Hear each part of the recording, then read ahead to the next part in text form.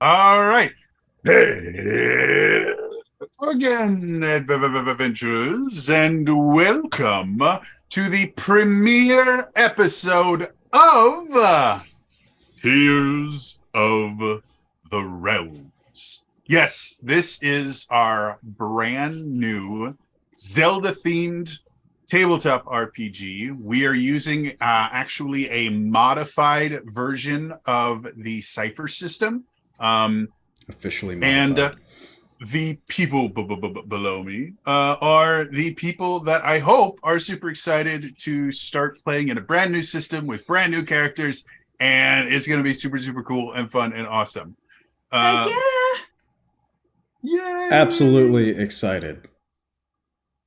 I miss Um, Zelda. You miss so, what? It hasn't even started yet. You can't miss Zelda. I They can't. go. I haven't seen her They in go. weeks. We open don't on worry. Zolta. we open on Zulta, dreading the life out of everything.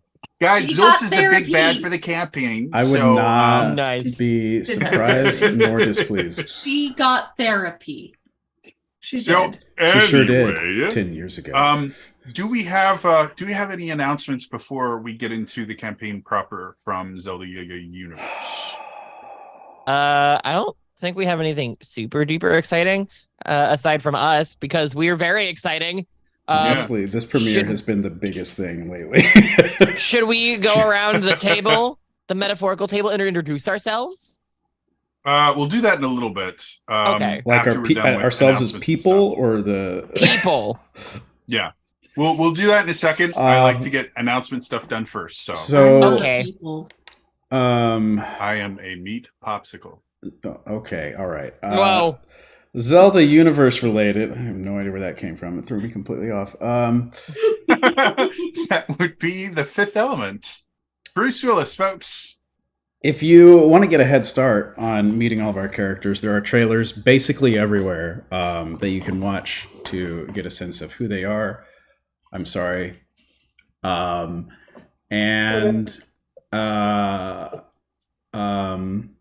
I think the only non-realms related thing I will hint at is that soon, TM, you may see a Z-Youthon schedule for our Yay. upcoming Oh. charity marathon.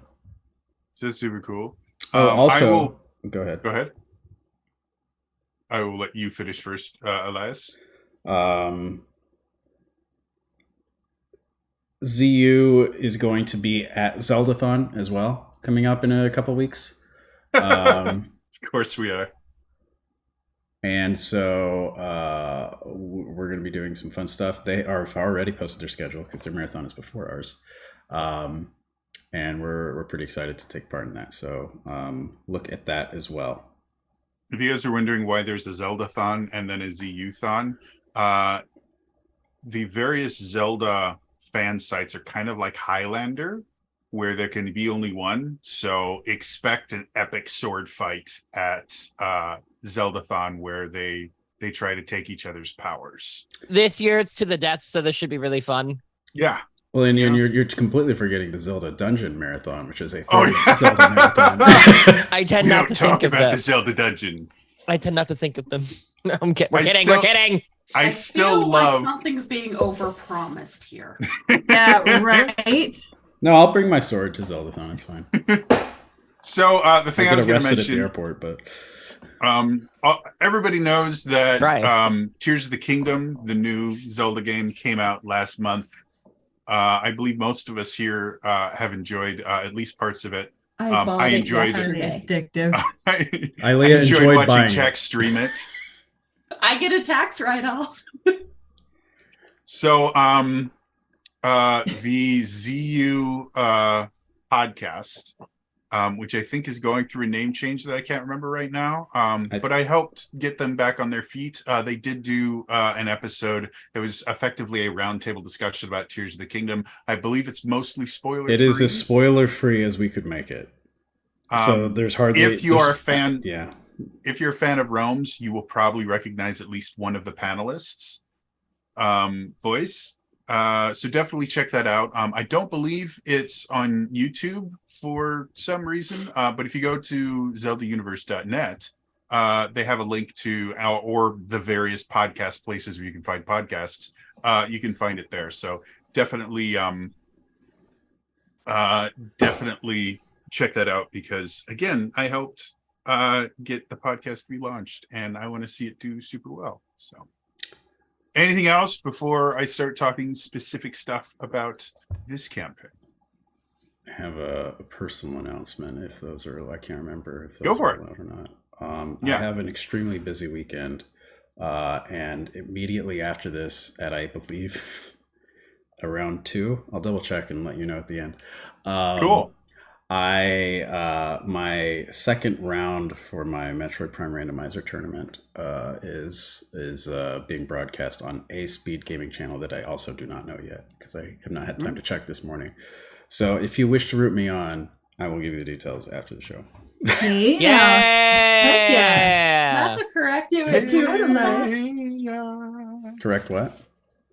Root you on. Yeah, Yes. Yes, That is- Sounds weird.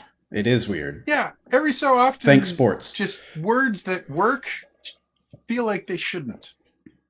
I wonder if it's similar to like deja vu. The English Like, I language wonder is if stupid. That's like- just French, Jody. Right. A Well, French in remark. general doesn't work, and I think they did that on purpose. French Because works they're- because You can say the beautiful. same about English from the outside coming in. Well, No. the thing with French- English is French we works- just steal everything. Yes. French works what? French works because it's beautiful, and that's the only thing French needs to be. Like it sounds beautiful? Is that what you're saying? Yes. 'Cause to me, it There's just a whole sounds committee drunk. dedicated to make French sound beautiful. Yeah. Well, like maybe they're drunk all the time. I don't know. I mean, they have wine with breakfast, so I mean, that's lunch, and just dinner and that's snack. just Maybe you should walk around with wine. that's just class, Jody, not drunkenness. I'm anyway, done talking. if that's all of the non Tears of the Realm announcements, let's talk about this new Cookie campaign. In relation to Tears of the Kingdom, I believe almost half of the group here has not beaten Tears of the Kingdom. And we know that chat is probably in various places of Tears of the Kingdom. Tears of the Realm, while there will be aspects of Tears of the Kingdom that show up, is going to be almost exclusively spoiler-free for the actual game. That is mostly due to the fact that timeline-wise, Realms of the Wild took place 20 years into the 100 years that Link was asleep before Breath of the Wild. Tears of the Realm is set 10 years after that. So despite the fact that I don't know how much time passes between Breath of the Wild and Tears of the Kingdom, we are probably close to like 100 years before Tears of the Kingdom. So if you are worried about spoilers, or if you have other friends that are like, I really want to watch this, but I haven't gotten through Tears of the Kingdom, don't worry about it. We will reference things like the word Zonai will probably come up in this. But as far as plot points or anything like that, we're 100 years before we would know anything that happens in Tears of the Kingdom. So don't worry about spoilers. Also, we're on a totally different timeline anyway. We are, but if I go too much into how the different timelines work and everything, We don't have to like explain that, why. my nose starts to bleed. So I just say figured that we'd to avoid say that like we could. It's after Zelda Monopoly. That's all you need to know. All right, David. Whatever. No one has ever beat a game of Monopoly. In addition to that, as Elias said, we are kind of our own timeline, our own continuity, and we did, while we're set effectively in the same kind of flavor of Hyrule that exists during Breath of the Wild, we made the whole thing bigger so that it acts more like a world and less like a video game map. So there will be things that exist in our game that don't exist in either Breath of the Wild or Tears of the Kingdom, because we need a tabletop RPG needs different things to exist than an open world of a video game. There were a lot more people that existed in Realms of the Wild than any of the Breath of the Wild NPCs. And that will remain true.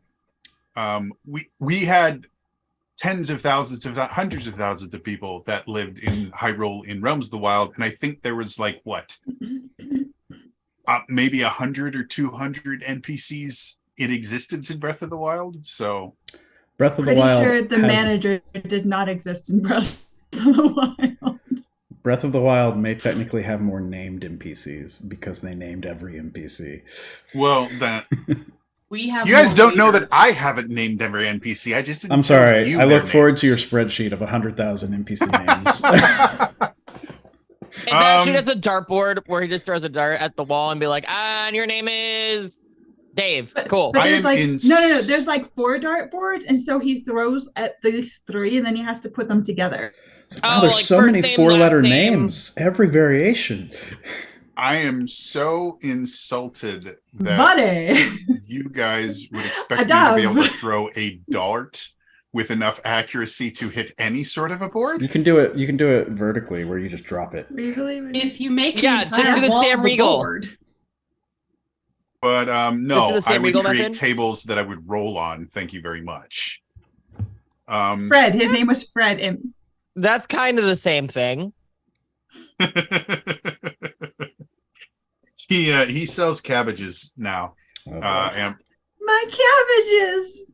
my cabbages. So, let's talk about this new system. And if anyone in chat wants to get creative and maybe create a clip of this next part so that we can create a command or something whenever anyone says, hey, what is this new thing?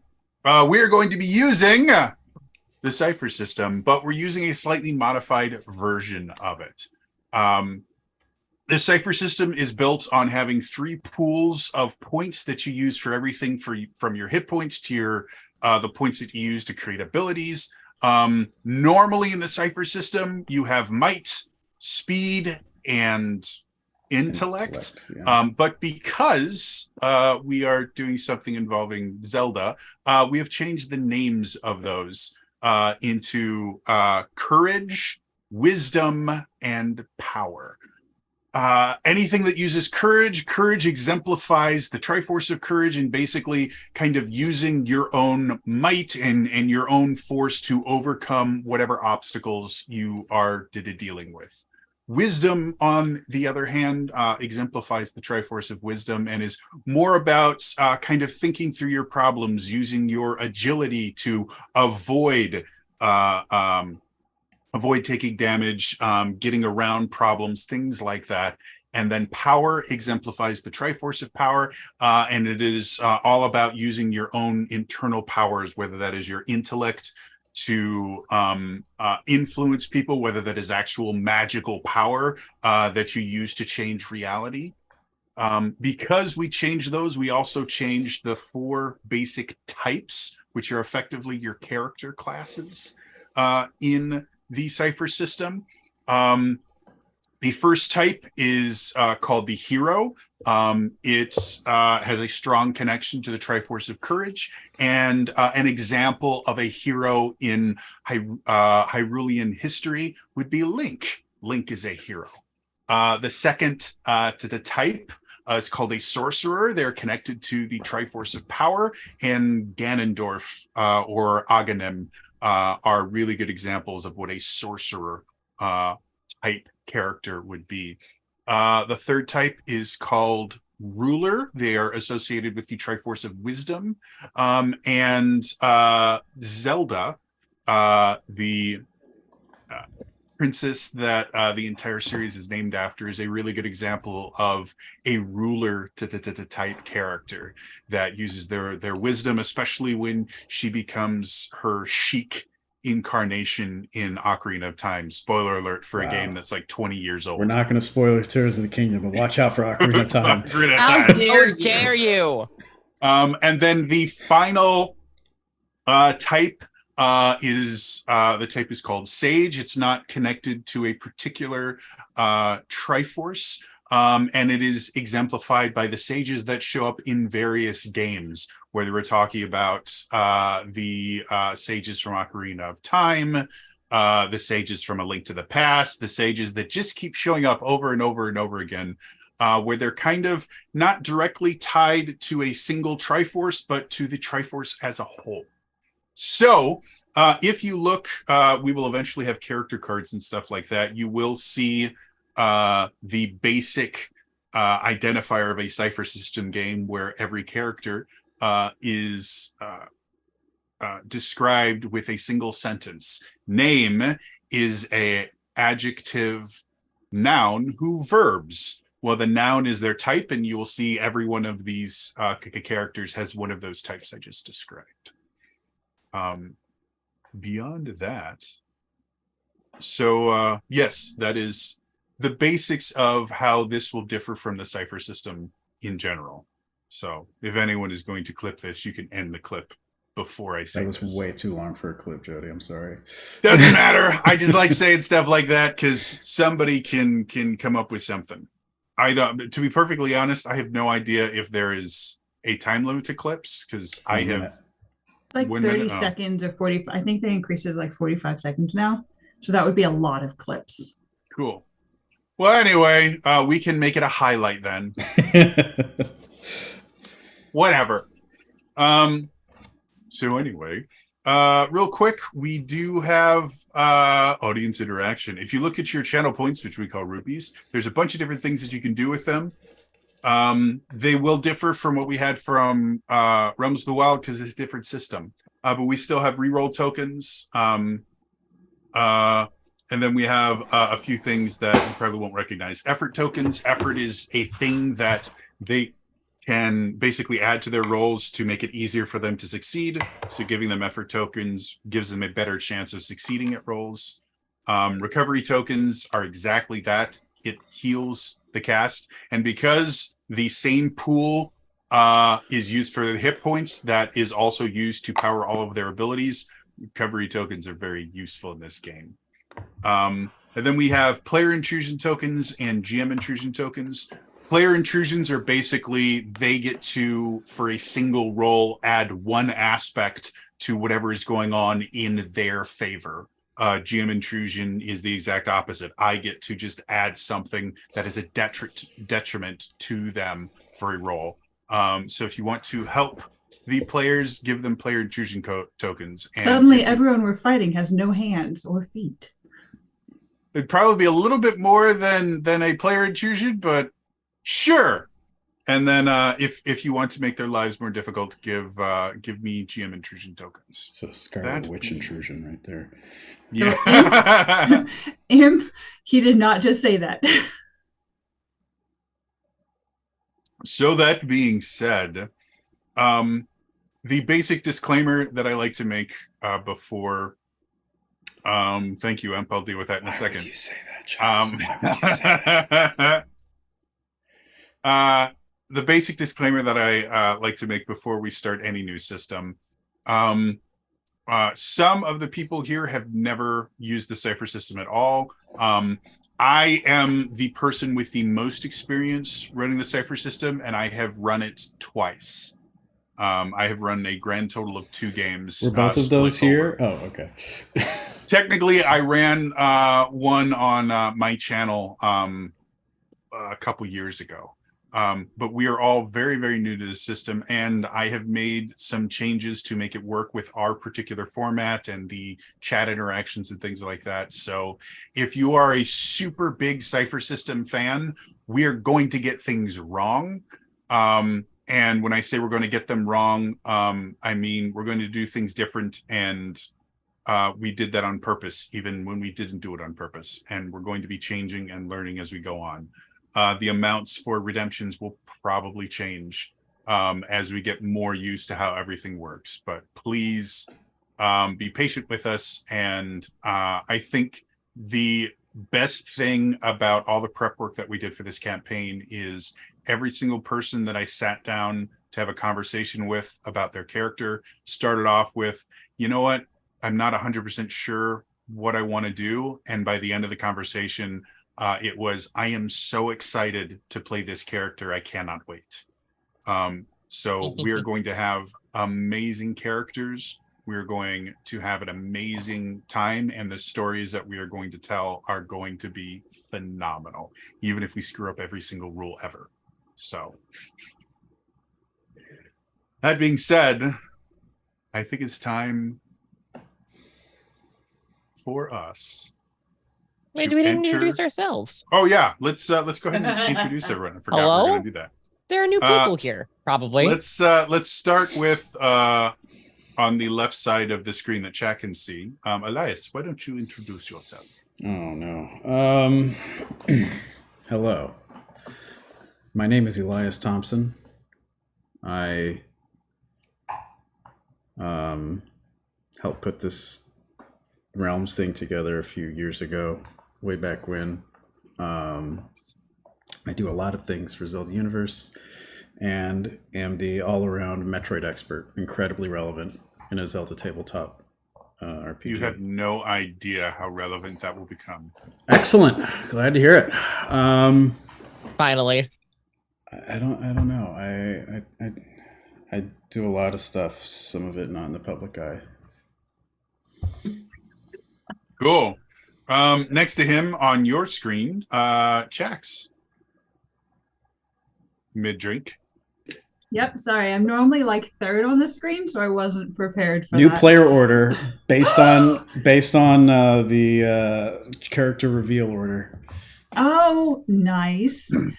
Look at that. Everything's tied in. Anyway, hi everyone. I'm Jax. I'm not as cool as Jody or Elias. I don't really help out too much on ZU, but I play games. Ta-da. Okay. That is a total lie. That's She's significantly absolutely cooler than either Elias or us. And No. I'll explain how she helped out after. Yeah, we'll explain that in a little bit. I like that panic phone call. I kept thinking about that. And it's like, that was cute. Next is Ilea. Hi, I'm Ilea. California is trying to kill me through my allergies right now. It's a joy. I study nerdy shit all the time, and that's basically all I do. Hi. Also, is anyone else getting like an Almost Famous vibe from Ilea?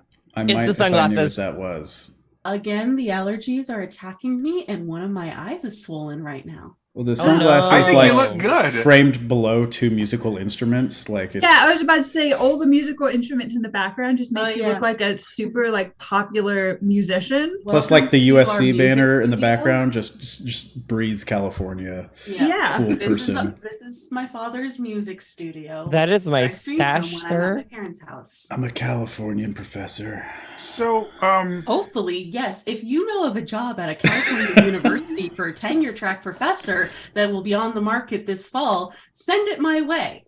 So Ilea, just because I am a music geek, are those two guitars that are painted or actually have cutouts to look like large violins? There are Those guitars are that actual cutouts. yeah. Those are actual cutouts? Okay. Yeah. Also, you have to be more specific because there are literally 5 guitars behind me and like probably another 5 in the closet. Well, I was specifically I talking don't about the think you ones that have have enough. the cutouts that look like I was about to get, do you have cellos? No, that's not the right shape for a cello. No, unfortunately, we don't have cellos. I have been wearing my dad down to get an upright bass though, because we just have electronic basses at the moment. That would be Right, cool. They're But we don't electric have guitar space, limbs. so we have to get them a bigger house. Electric guitar limbs. I love that. Instead of using a have- pick, you use a violin Amazing. bowstring. I think we roughly have a dozen. That's amazing. guitars right now. I had like That's 2 or 3 solid. friends that played cello in high school and college, and I kind of fell in love with the cello specifically because it's amazing. It is amazing. Quick Such story. A beautiful sound. I'm also known as Green-Eyed Trombonist. I play trombone. I was in a youth symphony in my younger days, and one of my friends taught me how to play just basic violin, like scales. And then many years passed, and I ended up with my parents at a family friend's house who had inherited a mandolin and a violin. My dad started fiddling. Oh, I'm so sorry for the mandolin. It was beautiful, actually. And I was like, I wonder if I remember anything my friend taught me. And I just did a basic G scale on the violin. And my parents, apparently I never told them that I had learned a little violin, and they thought that I was like a savant. So, yeah.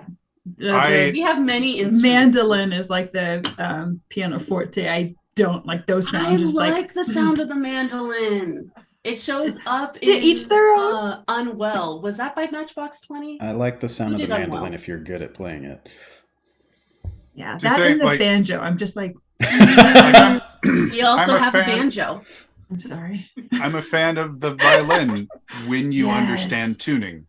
When you don't, I will set your violin on fire. Like I have a guitar right here. I cannot play it. I've attempted. And my hand doesn't move the way it's supposed to, and strumming with a tremor is really weird. But you'll notice it's not caught fire. Jody, it's not been lit on fire. In the 10 years I've known you, that is the first time I've ever seen you acknowledge that guitar.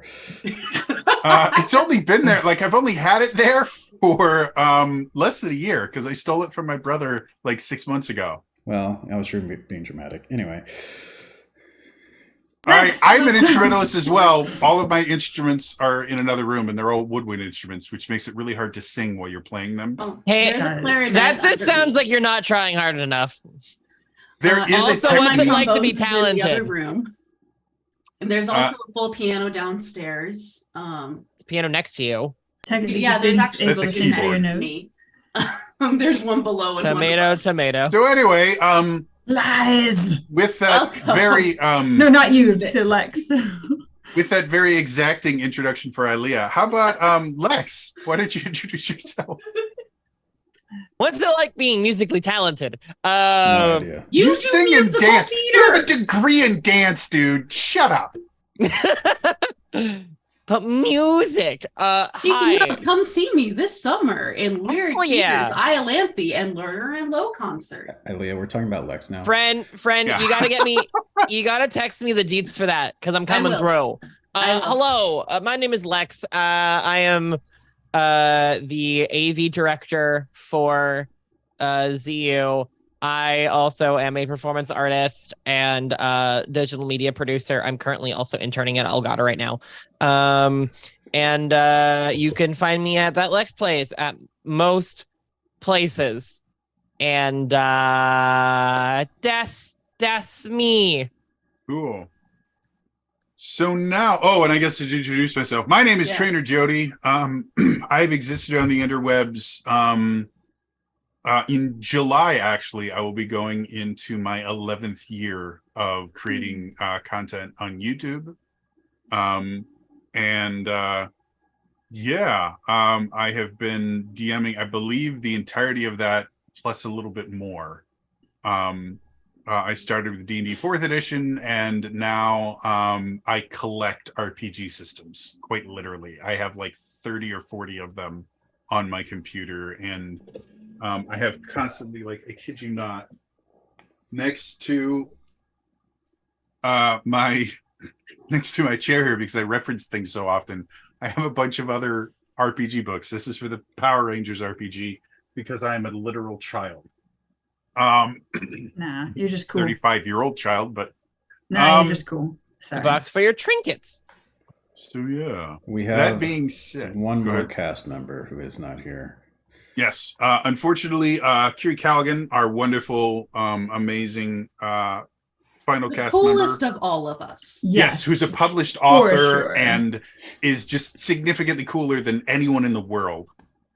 I did back when I used to do regular content on YouTube. I had a thing called Friday Feature Focus, where I would just pick someone that I really liked and made a video about them. I did that for Kiri before we knew each other. there's like a minute-long section where I just list all the different stuff that she does, and she's awesome. Jody was a fanboy before he was a friend. Yes, I'm slowly going through like a Pokemon gotta catch 'em all like journey to where I'm trying to befriend everyone that used to be a Geek and Sundry vlogger. Good luck. I've got about like half a dozen of them that acknowledge my existence. So that's cool. And then a few of us are actually friends with someone that we're not even sure is real. He just tends to show up when we don't expect him, which is Omar, and he's amazing and wonderful. But I was reading a listicle 2 days ago, and an Omar tweet showed up in it. Yeah, Omar just shows up randomly. One day he will show up on this. We won't invite him or anything. He'll just show up one day. Uninvited. We love Omar. He's amazing, and Mia too. And Mia's a writer now, and she does awesome stuff. And Omar shows up on RPG shows randomly. It's like almost 10 years later. They're all further in their lives. But anyway, so yeah, and I got to play with Dale a couple times. So she knows who I am and has actually interacted with me. I gave Dale a butterfly mug. It cracks me up that Jody's just giddy at interacting with people. Yeah. And when you live in a basement, human interaction's a big deal. So anyway, I think that means that we can now finally enter the world of Tears of the Realms. I'm waiting for you to just say Realms of the Wild at one point. It's gonna happen. 10 years have passed since the Realms of the Wild were restored. The land of Hyrule has entered a golden age where all of the various tribes have come together to repair the damage from the Great Calamity and the forming of the Realms of the Wild. The heroes of the realms have all taken various places in society. However, 5 years ago, people started noticing there were strange bodies appearing, celestial bodies appearing in the sky. Eventually, a group was formed to study them, called Tears. This group is headed by Kestrel, one of the heroes of the realms. As they studied these celestial bodies, they decided to call them Tears, and eventually discovered that they were not simply objects floating in the sky many miles above the surface. They seemed to contain entire worlds inside of them. And through a strange accident, they discovered that it's possible to enter these Tears. However, only a very select few people have what is required to be able to walk into these Tears.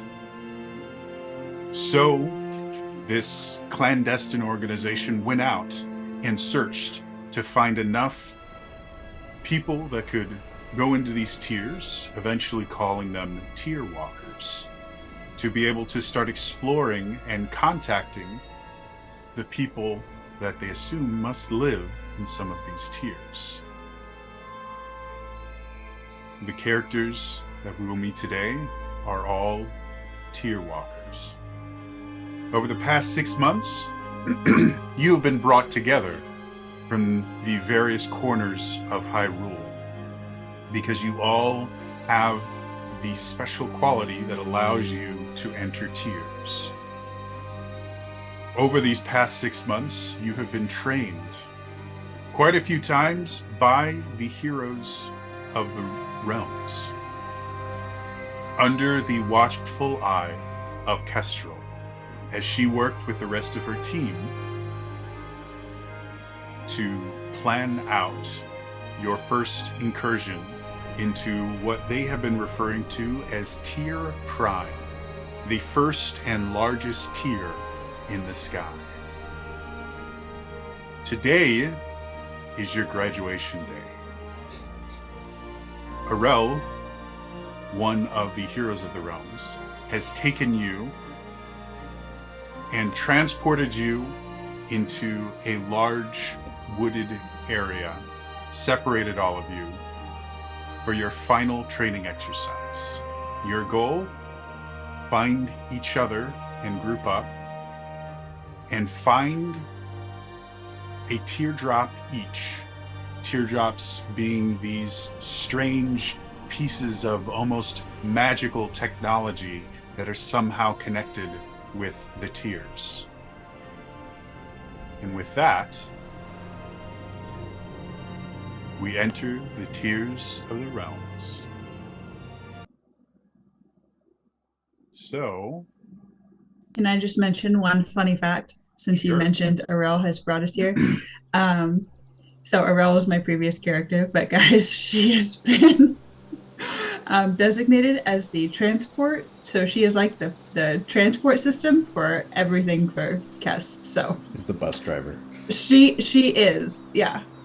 That she is her also job. Trained you guys in survival techniques because she's very good at that. Capable bus driver. Very capable bus driver. So, we are going to start with Mado. And I need to adjust volume levels so I can hear you. Yeah, it's very loud. It shouldn't be for much longer. Better? Whoa. Yes. Mado, as you kind of become accustomed, traveling with Arel is a very unique experience. The way that she's able to take you guys, because in your 6 months of training, you have had survival training many times. And effectively what happens is Arel shows up, you all hold hands, and you are transported into the Shadow Realm, where things like distance are really only as far as you want them to be. And she will transport you to a random part of Hyrule. In this particular instance, the place that you've been transported to, you actually don't recognize. But it's a heavily forested area, and when you return to the regular kind of prime realm, it's always very disorienting for you. So as you kind of blink and everything goes from all shadows and grays and black, you look around and you are in a very deep, thick forest. It's hard to get used to that. Yeah.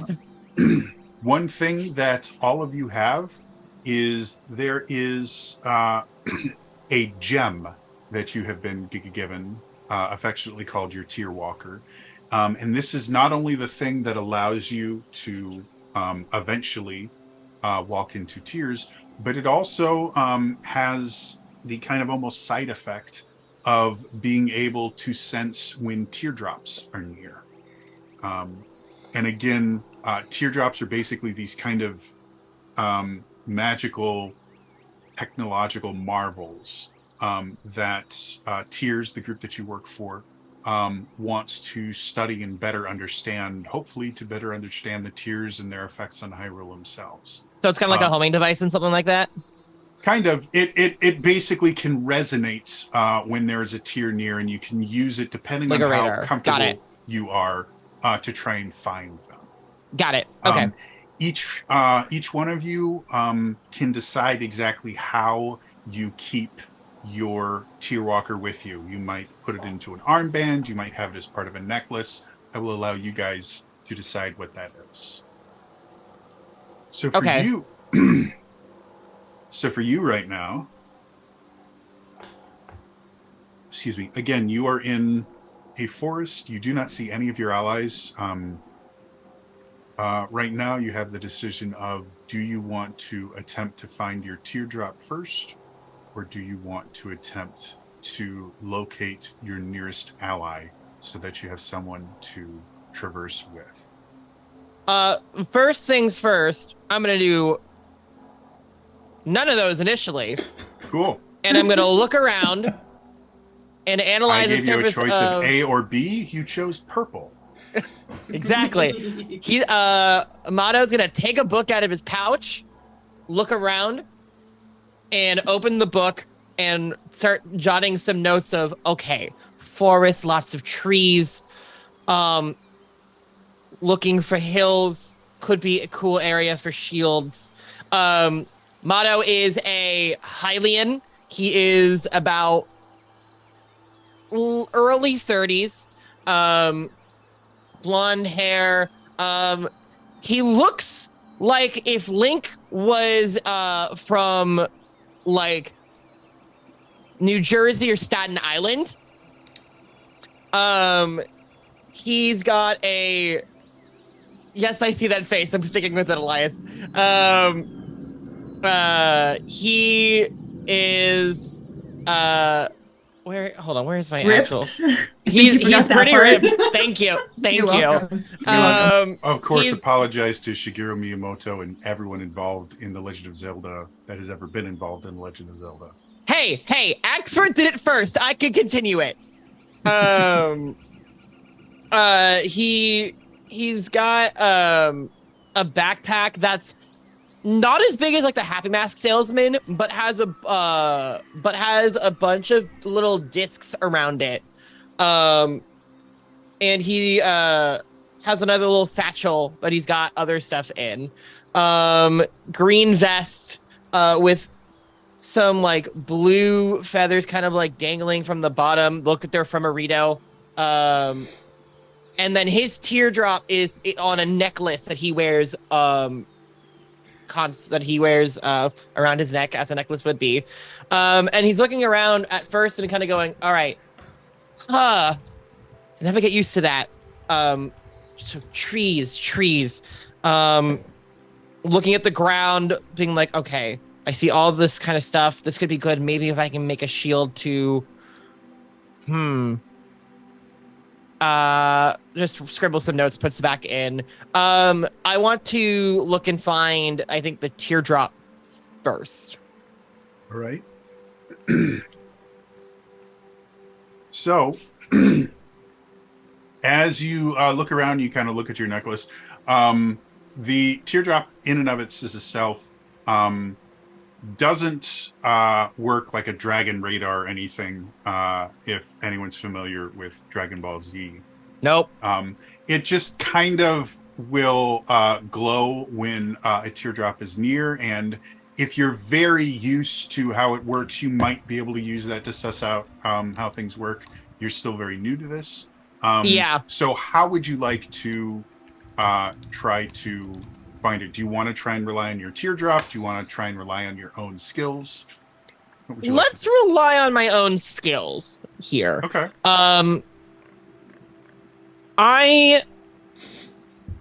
What is the slope of the location?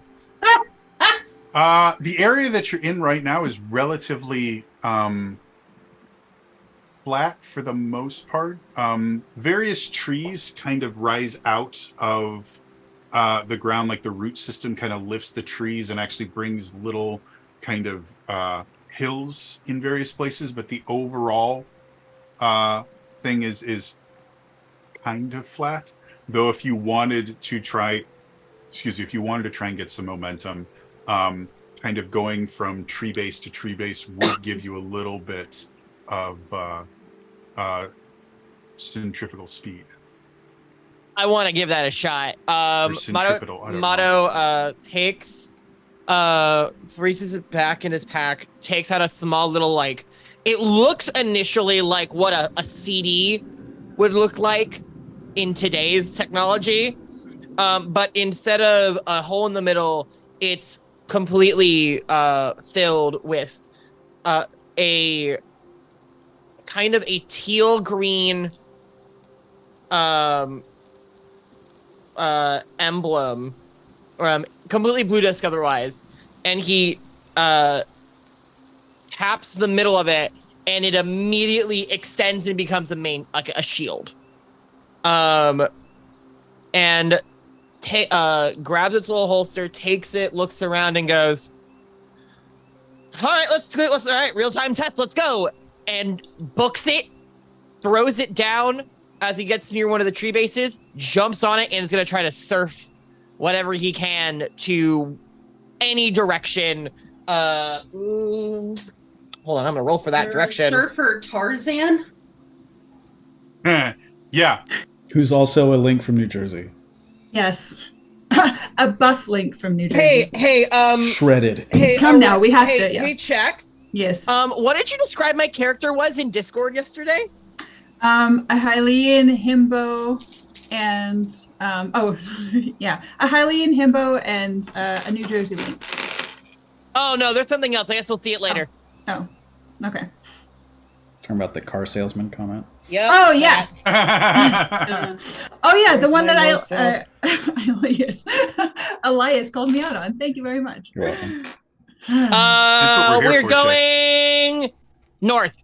North. Okay, so as you sit there and you bring your shield out and you kind of slip one of your feet into what would normally be used to hold the shield and give you the ability to kind of aim it in the direction that you wanted to, you use it to kind of keep it attached to one of your feet, and you start kind of going through. Just because I'd like to have us start rolling here. All right, what am I rolling? Why don't you, since you are kind of searching for your, trying to kind of suss out where you're going, why don't you make me a power roll? What is my difficulty? Difficulty for this is going to be a 3. Not an incredibly difficult task. And that is difficulty times 3 is what I need to roll. So, to explain this to everybody, the way the cipher system works is, first of all, the DM or the GM never rolls. The players are always the ones that roll, which is very nice for me. Yeah, and the so way you don't that get works shit rolls. Is there are 10 levels of difficulty. To figure out what you need to roll on a d20, you just multiply the difficulty by 3. So difficulty 3 task, you need to roll a 9 or higher. On the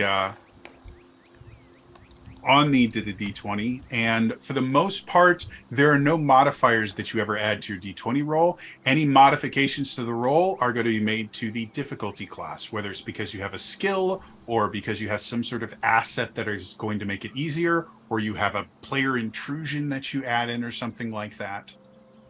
Is there something you wanted, Elias? I have a question as to if there's never any modifiers, what makes this a courage roll? So this is a power roll. The reason that we put it into one of the 3 categories is one of the ways you could modify the roll is by applying what's called effort.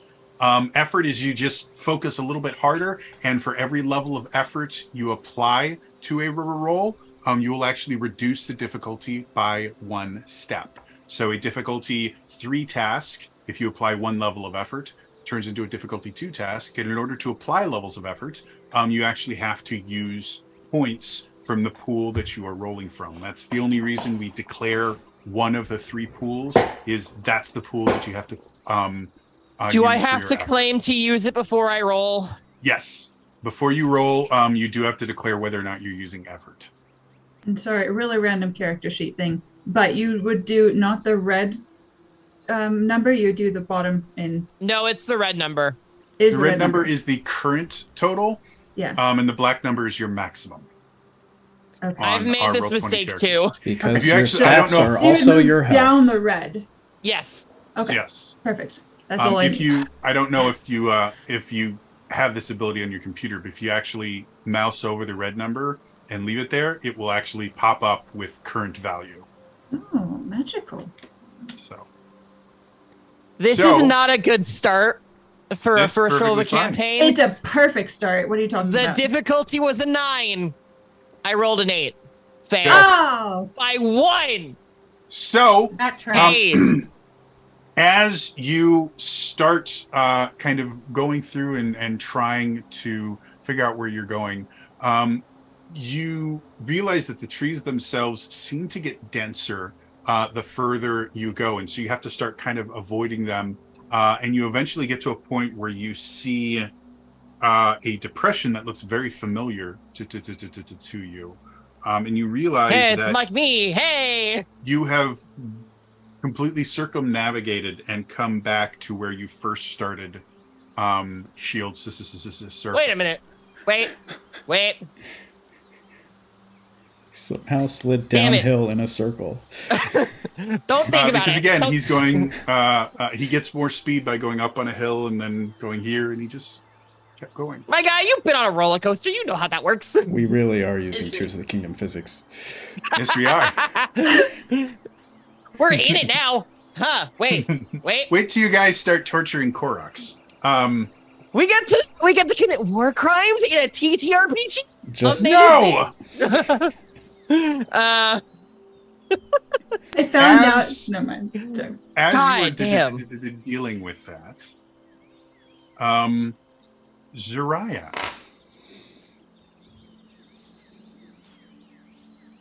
Every time you see Auntie Rel show up, you have to kind of hide a little smile, because with your relationship with Auntie Rel and your relationship with the Shadow Realm, you know something interesting is always going to happen when she shows up. And this time was no different. With your experience with shadows in general, you have no problem dealing with the kind of transition between the Shadow Realm and the regular kind of Prime Realm. And you instantly kind of look around and again see that you're in a forest.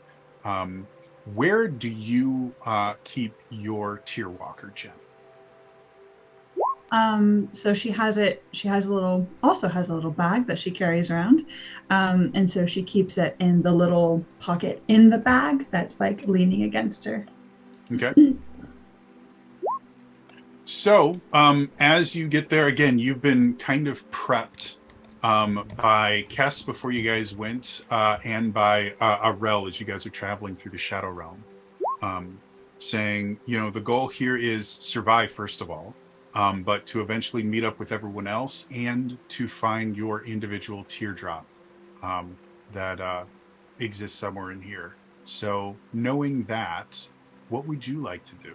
Would you like to go looking for your teardrop? Would you like to look for your allies? Would you like to do purple as Maddo decided to do? I'm actually more fond of charcoal, but so kind of a fan of puce. To each their own. To each their own. Not the color. I think the color is ugly as sin, but I like the word. Look, I wanted to describe my character. I make no regrets. God damn it. And also, why don't you go ahead and describe physically what your character looks like? Okay. So my character is a little gray Rito. She's not as tall as a regular Rito. She kind of looks slightly more like sparrow-like. She often gets mistaken for a child because she's not very tall, as is the style. And she is wearing... It sort of looks slightly Zora inspired and sort of like simultaneously Rito inspired. So she's wearing like the poofier sort of calf length pants and a teal top. She's all gray, light gray for the most part. She has very bright teal eyes, and the tips of her feathers of her wings, and also like on her head now, are yellow, are like baby bright yellow, if you can imagine that color. Okay. And does she have anything else that's kind of definitive for her Kiki character? Yep. So she has her pouch, obviously, which looks like a little box, and she's also carrying what looks like a little rod with a strap on it so that she can hook it to herself, which is wrapped with black and teal looking, not tape, but leather. Okay. So what she's going to do is she's going to sort of look around and just kind of smile, because she probably knows what Auntie Rail has set up for her, because she's very familiar with Auntie Rail. And first she checks her clothes. I'm kidding. So what she's going to do is she's going to fly up into the air and see if she can. I know, Lex. Ritos can fly in front of my salad. I need to change the PR command to a Zarya command. It's all right. She'll remember. So as you decide to try and fly, you start noticing that as you start getting a little bit of lift, there's a slight kind of fog, almost like a mist everywhere. And as you try to fly, you start noticing that your lungs start kind of burning a little bit, like you're exerting significantly harder than you think you should be, and your arms start to hurt a little bit. Why don't you go ahead and make me a courage roll? Okay, difficulty level? We're going to give this a difficulty 5, because it is very, very difficult to kind of fight this force. Well, that's a 15. 15 Climate or higher. change has come to Hyrule. Yeah. Yeah, I mean, wait until you guys meet Merriam-Pigg. I mean, I'm excited for that. Oh! First roll! God damn! Woo! So, right. So here we have the two players. The duality of roles. Yes, the two genders. Natural 20 and no. Brian! So, here is another kind of unique aspect of the Cypher system. On the Cypher system, rolling a natural 20, which in any other tabletop RPG would be considered a crit, is still considered something very good. However, in addition to that, if you roll a 19, you also get a special effect. For a nat 20, you get what's called a major effect, something very beneficial or something decently beneficial for your character happens as a result of this. So as you are flying up, normally I would allow the players to kind of choose what they want their major effect to be. Because this is our absolute first roll and we're all still kind of learning this, I'm going to give you a suggestion of what I think this should be because of what you've rolled.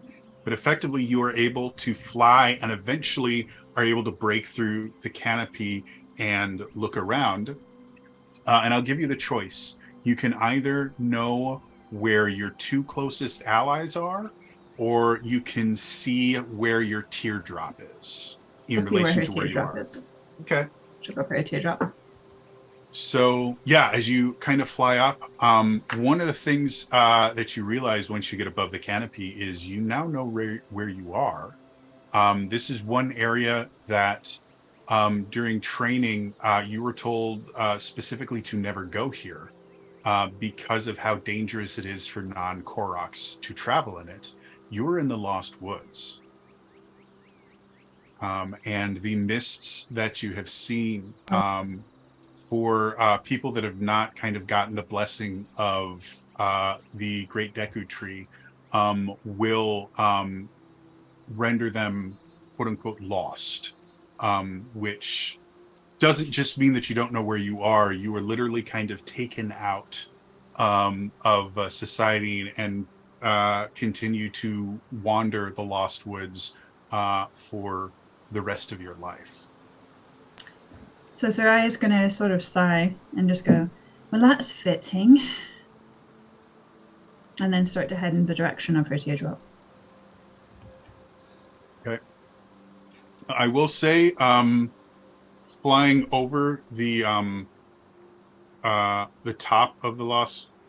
No, flying over is perfectly fine. Getting back into the Lost Woods is kind of difficult. So if you want to fly over and go back down to your teardrop, that's going to be another courage roll. If you want to just kind of redescend down and then travel through the Lost Woods because you've already made it through that point, I'll say there'll be no roll involved in that. So which way would you like to go? Since you know she's in the woods, she'll go back down and try and navigate through. All right. So seeing where it is, you think it's as long as you don't get lost in the Lost Woods, you think that it'll probably take you about 10 minutes to get to your teardrop. Okay. But because of that additional guidance, the only thing you really have to worry about is things like the mists can make the trees appear like they're moving sometimes, or can make it feel that the path that you're on is the wrong path. So you really just have to kind of focus your mind, and you do eventually get to your teardrop, which I've got to find a table. I love how you also have a reader that has a British dialect. It was intentional because of Pierre's. Yeah, but I dropped mine partway through because I couldn't make it consistent. I know, and mine is probably going to end up sounding Scottish or Irish at some point, so be prepared for that too. Well, that's still better than me. I'll start in one dialect and end in a completely separate one. You could plot it on a map like an Indiana Jones reference. I love that. It's bad. It wouldn't be quite as straightforward a journey on that map. It'd be like here and then over here and then back and literally. And then you fall down a hole, so there's like this giant missing part. It's the weirdest montage map you've ever seen. Indy 90 looks weird. So Arel, as you are going, you eventually Zoraya. Wow. Zoraya. Wow. Welcome to the first one of the game. There will be more. And Trainer Jody, it did not start with an A. It was very close, but it did not. So we all know how close Z is to A. See, I've got like 4 different screens up, and the 2 of them list your name as Chax. So I see Chax, and I'm like, who's Chax in this one again? She has 3 different characters she plays in my games. Which one is it? I'll change it in Zoom, so it'll say Zoraya. So, under my character name. Thank you again, Em. Get an intrusion. When you get there, you do find your teardrop, and I'm going to have you roll a d6 for me. Oh no! Sorry, hold on. I put the rest of my die away because I like taking desk. Nice. 5.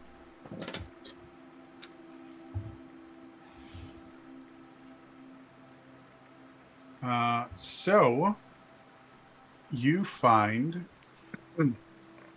a level 7 pressure detonation teardrop. And what that does, and I'm actually putting it into your character sheet if you can see it on Roll20. Projects a small physical explosive up to a long distance away that explodes in an immediate radius, inflicting impact damage equal to the cipher's level, or equal to the teardrop's level. Sorry, we call ciphers teardrops in this because everything has to have the word tear in it because I'm a masochist. Also moves the unattended objects out of the area if they weigh less than 20 pounds per teardrop level. So you've effectively found a pressure grenade. This was definitely made by Aruna.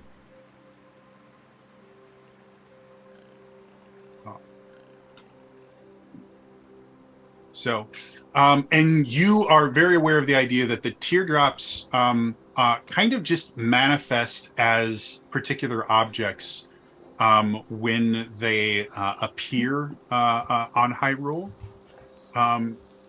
And because of this, they kind of give off this radiation that makes it dangerous for any person to be around too many of them. So everybody actually does have a limit to the number of teardrops that they can carry on them at any point. Yours in particular is you can have up to 2. Okay. So that being said, you have found your teardrop. While that is going on, and by the way, because I have read all of your names a lot more often than I've heard them spoken, if I mispronounce your name, just correct me. Adesh.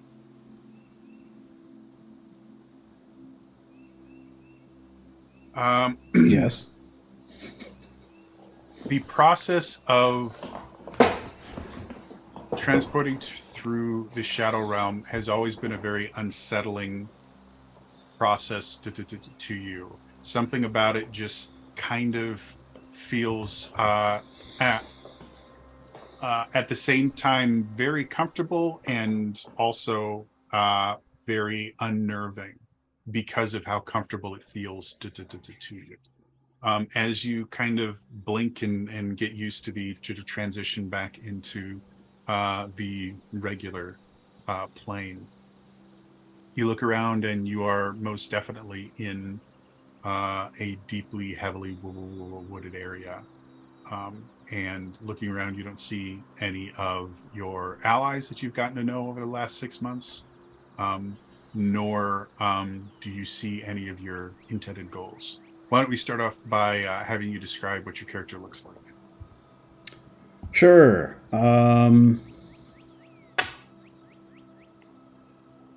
Sheikah man, early 30s, typical white hair, though he has a very, very thin sort of beard that wraps around his chin.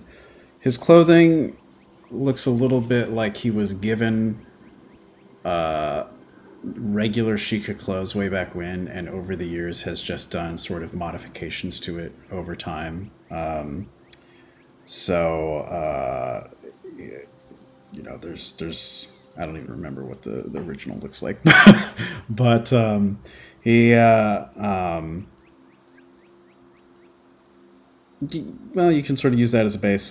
He does have sort of metallic sort of bracers and boots, which are fairly uncommon for Sheikah, sort of silver in color, sort of laced with leather. He has this sort of necklace or amulet or something that seems to be comprised of 2 like Sheikah eyes, each inlaid with a sapphire where the eye would be, that seem to be connected in some way.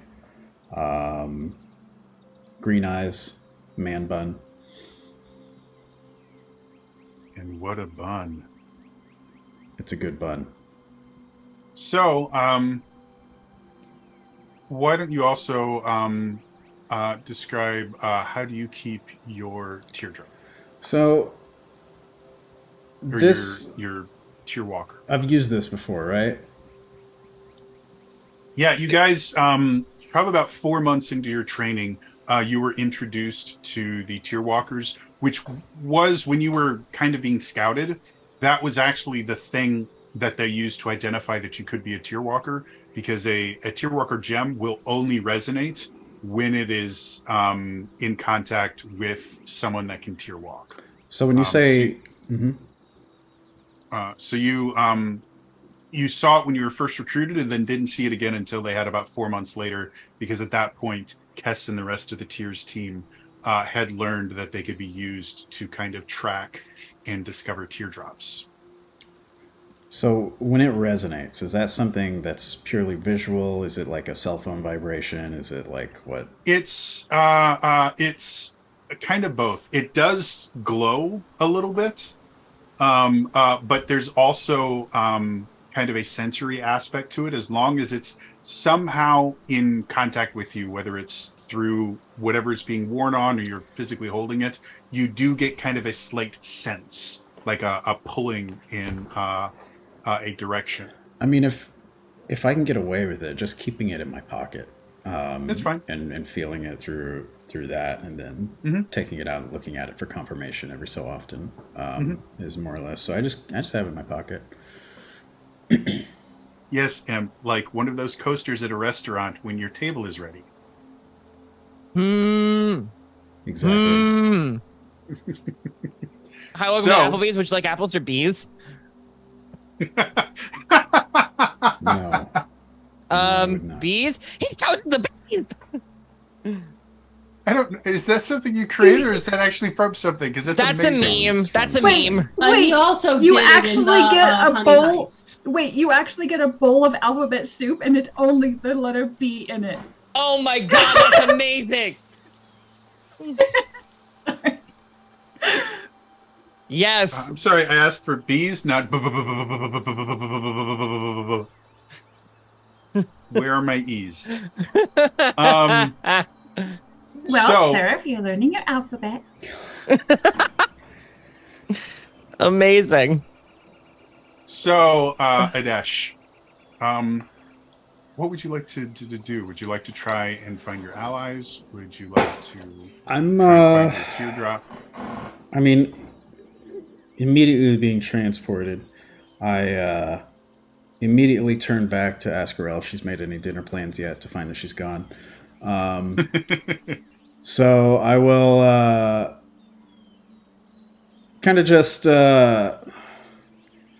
take in my surroundings, mostly initially look for any signs of life, ruling out any potential wildlife sounds or movement I know of, just looking for allies. But assuming I don't find anything immediately, just slowly starting to walk around and explore while, mentally staying anchored to my starting position, looking for either of them. A reaction from my I don't remember what it's called, my cell phone, or my or just looking Tear Walker crystal. Tear Walker gem. Your table buzzer.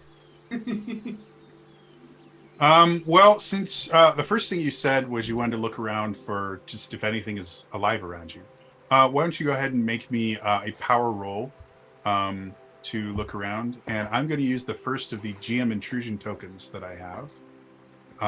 As you start looking around to try and see if you can identify anything that might be dangerous around you, you start noticing that the mist itself starts to get thicker around you, and you can see the mist kind of starting to encroach upon you,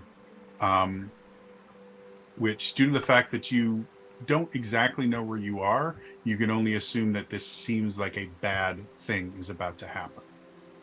So we're going to go what would normally be a difficulty 3 and turn that into a difficulty 4 due to challenge.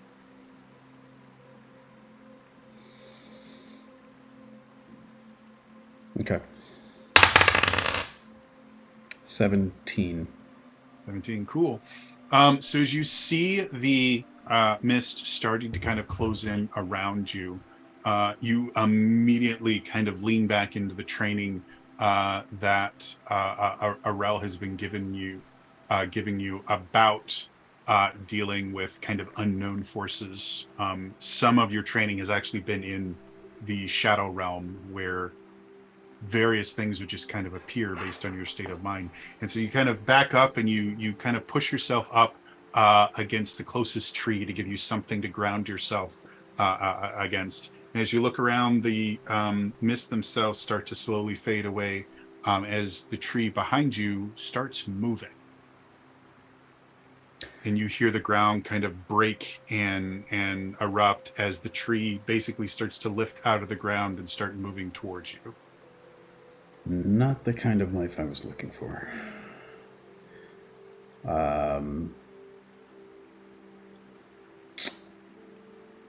Okay.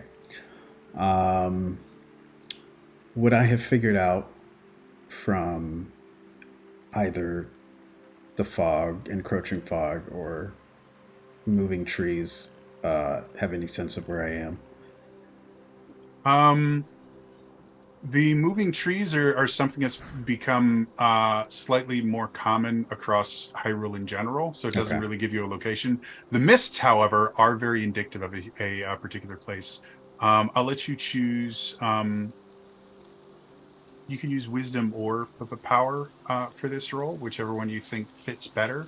But we'll call it a difficulty 3 task to see if the mist is enough to kind of identify where you are. I'm not going to use effort, but I'll call it power. Okay.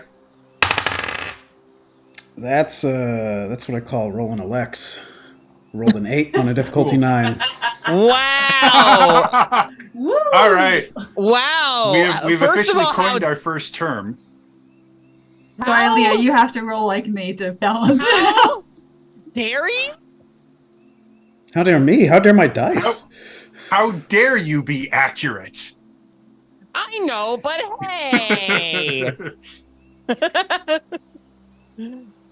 Damn, that's crazy. One of my streamer friends has a clip where he just says, "Stop telling me truth to my face. I don't like it." So, accurate.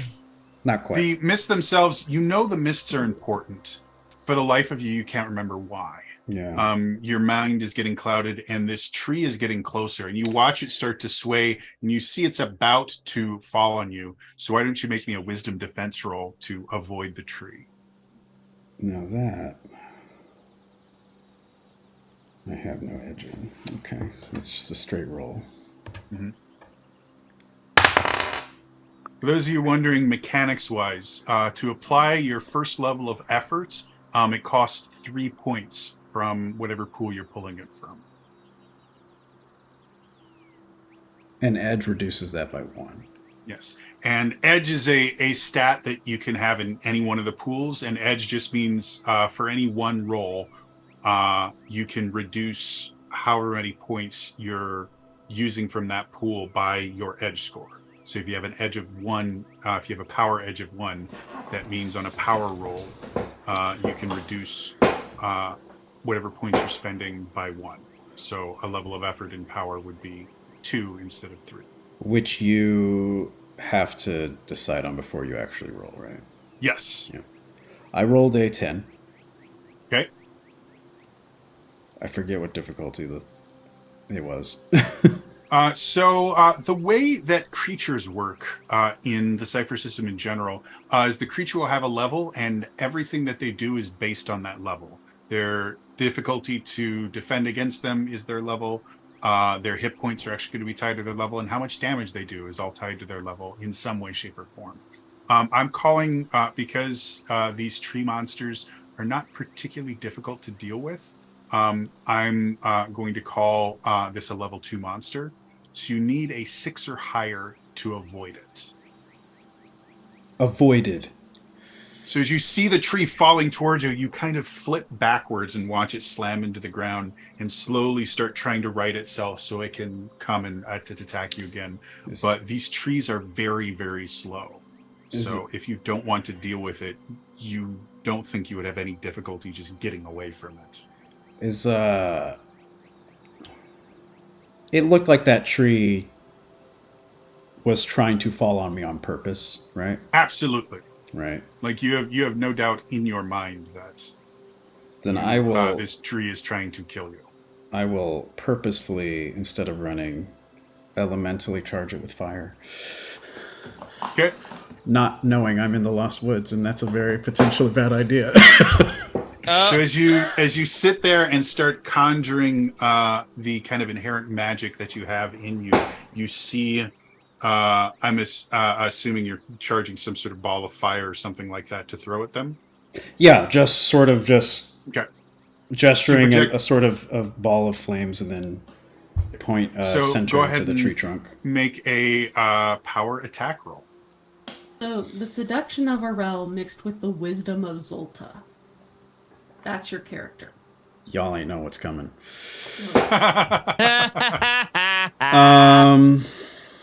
Yes, set the forest that you are currently trapped in on fire. There's nothing wrong with that idea. By the way, folks, this is difficulty 2? Difficulty 2, yep. Okay. And to be perfectly honest, because you're using fire, one thing that can happen is in certain instances the difficulty will change. We're going to say because you're using fire, this is a difficulty 1 task. I'm so glad you said that, Jody, because I rolled a 3. So another interesting thing about the Cypher system, if because of assets or effort or skills or anything, if you ever reduce the difficulty of something below 1, it is an automatic hit. There's no roll necessary. You just succeed. So as you sit there and you kind of throw off your fire bolt, it hits the tree and you watch the tree just get enveloped. And you actually watch as the mist kind of retreats from the fire. And for a brief moment, you are worried that setting this tree on fire in a very heavily wooded area with lots of undergrowth and things like that might have been a bad idea. And because I have an additional GM intrusion token, I'm going to go ahead and use my GM intrusion. Both on me, I might add. Yeah. It just story-wise just tended to happen that way. Tended to, you see it actually catch the undergrowth on fire a little bit. You see the fire start to spread around you. And you fear that very quickly here, this is not going to be a very habitable place. I'm not sure if that's actually a word. Habitable? Habitable is, yeah. Here we go. In particular, does the tree look like it's having a bad time? Oh, the tree's done. Great. The tree has fallen over. That's acceptable.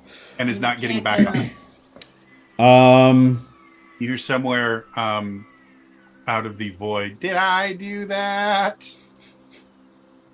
Damn. Doesn't sound like any the people on my team, right? We're a team. Kind of, yeah, sure. You don't know everyone's voices. I don't. You've only been working with them for 6 months. Well, okay, then I know their voices. You only know, like, you really know Motto's, because Motto, you don't forget it. I have a feeling Motto is one of those. Sorry, who are you again? Stop talking. Sorry, you are. Okay. Only because his voice is too annoying. 2 options here. I can run away and hope for the best, or does this fire spread look like it's containable in any way? Based on how quickly I'm seeing it happen.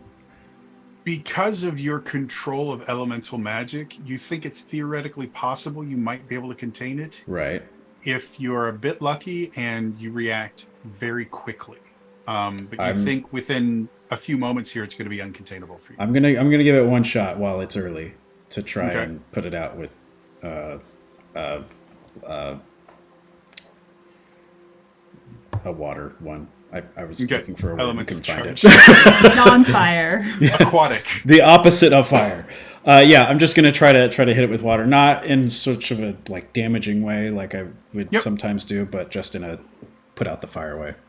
Sure. And I'm gonna use my effort for that. So it's gonna start as a difficulty 4. Level of effort is gonna reduce it down to a difficulty 3. So that adds 2. It takes 1. So by the way, folks, if you would like to total give any of the players reroll tokens or intrusion tokens, both of those are remarkably useful in situations like this. Okay, so the DC is 9 now, right? Yes. Okay. Mm-hmm. That's a natural 20. Natural 20. So, as I explained before, that's what I call rolling an anti-lex. Can't Sure. You just say it's rolling a checks. I could have, and yet. So, because of I'm that, gonna remember this. You do get a major effect, and because I've used 2 GM intrusions against you, I will let you choose what would you like the major effect for this to be. I would like to stop the spread. Put out obviously any of the fire that was aside from the dead tree, and I would like the sort of combined like smoke, like the residual combustion, to clear out to counteract any of the immediate encroaching fog that looked like it's dangerous, or act as a kind of smoke signal to any nearby people. Okay. However, whichever you think works best, and you see that working. I'm going to say that taking out the fire, as you are kind of dousing the fire, will when you first set the tree on fire, you watched as the mist kind of jumped away from it. And so as you're putting it out, you get this idea of the mist doesn't like fire. So I'm going to say for the remainder of the time that you are in the Lost Woods, you are effectively immune to any effects that the mist may have because you have learned.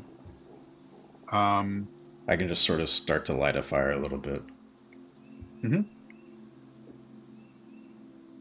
And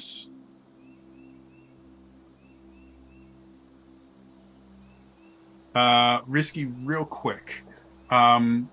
Did you want to give multiple tokens to a dash or just a single one? Because I can do either or. And if for whatever reason, and this is for anyone, if for whatever reason you redeem something and you just forget to put a name on it, you can just type the name into chat and we'll know and we'll apply it to the right person. Otherwise, if you meant to just give one reroll token, I can just refund the other ones so you only spend 100 rupees. So cannot believe just let me know he's trying to cheat me out of 2 reroll tokens. 3 actually. 3 reroll tokens. Wow. You're going to have at least one. So yes, going forward for the rest of the time that you're in the Lost Woods, you are effectively immune to the effects of the mist. I have a mechanics question related to the flavor of that. Because my same ability, I can sort of charge. It says I can charge another attack spell with that sort of element. My enabler of protection, which is where my 1 armor comes from, is not an attack spell, but could I just sort of charge my protection with the element of fire as the way to sort of repel the fog? Sure, I'm good with that. Cool. That's what I do. So you kind of have this this shield that you keep up at all times to protect you, and you just kind of look and you see what happens. So you just kind of snap your fingers, and almost like a little will-o-wisp just kind of travels around with you in that shield that's normally effectively invisible. And so now you have a couple like will-o-wisps that go around and keep away. Because that was the effect of the 20, that doesn't cost me an extra power, right? No, cool. It's free. Cool. From Risky Ivy, everybody take a reroll token. Oh, cool. Everyone? Yes, everybody gets a reroll token. Auntie, thank you. Thank you. Chat without giving reroll tokens for some reason. Welcome to Twitch works until it doesn't. So while that is all going on, Dilly. Hi. Having been through the process of going through Shadow Realm to transportation before, it's always a little bit weird to you. It's not really uncomfortable, but it's just one of those things right before the lights are turned on in the big top, that little bit of fear in the bottom of your gut. It's that same kind of feeling that you know is always going to be there, and it's not really detrimental to you. It just kind of reminds you that something big is about to happen. As you start to kind of understand everything that's going on and seeing where it is, again, you're in a heavily wooded area. You can see some mist around you. You don't see any of your allies. Why don't we start by you describing what your character looks like? Cool. Dilly is 22 years old, I think I made them. That sounds right. Yeah, they're 22 years old. They have messy, shortish brown hair, and they wear a red vest over a white, basically pirate top, and have purple pants. They seem like they would attract a lot of attention. The sleeves are down right now. Okay. Can't see if there's anything on their arms. Gotcha. However, they are wearing Suspicious. their GPS tear finder in their hair. Okay. Applebee's buzzer is in the air. Yeah. So This is the Rod of Restoration all over again. Yes. The Trifork. I have learned not to grow attached to the names of the items that I create. We're gonna rename. Good, because we're gonna mess it up. We're gonna rename Everything. every tier-related name you've come up with. So, It's like the Trifork. Like, it's just a thing. of course. So, Dilly, what would you like to do? Would you like to start looking for your teardrop? Would you like to try and meet up with the rest of the party? You do know that the more of these Tearwalker gems that are together, generally the easier it is to find teardrops, just because you guys can kind of work with each other to kind of triangulate where things are. Well, I choose the ruby path, and I'm going to climb a tree. I was also thinking about how eerily similar this was to that. I am not regretting If we any of my start finding choices. chess pieces in ruins, I'm I'm just gonna stop giving you guys choices, because it doesn't matter what I ask you guys. It'll be, no, I'm gonna do this other thing. So, to give a little insight, Dilly is used to being up high and using their eyes to see things and everything, and they want to get a better vantage point to see if they see like any movement or anything odd that would give them an indication of which direction to go. Okay. Like So- maybe smoke billowing. So, towards as you start to climb, so interesting thing about the Cypher system in general is we have a way for chat to give me GM intrusion tokens, but I don't need a GM intrusion token to give it intrusion, in the same way that the players don't technically need a player intrusion token to have a player intrusion. They can roll a nat 20 and get something like that.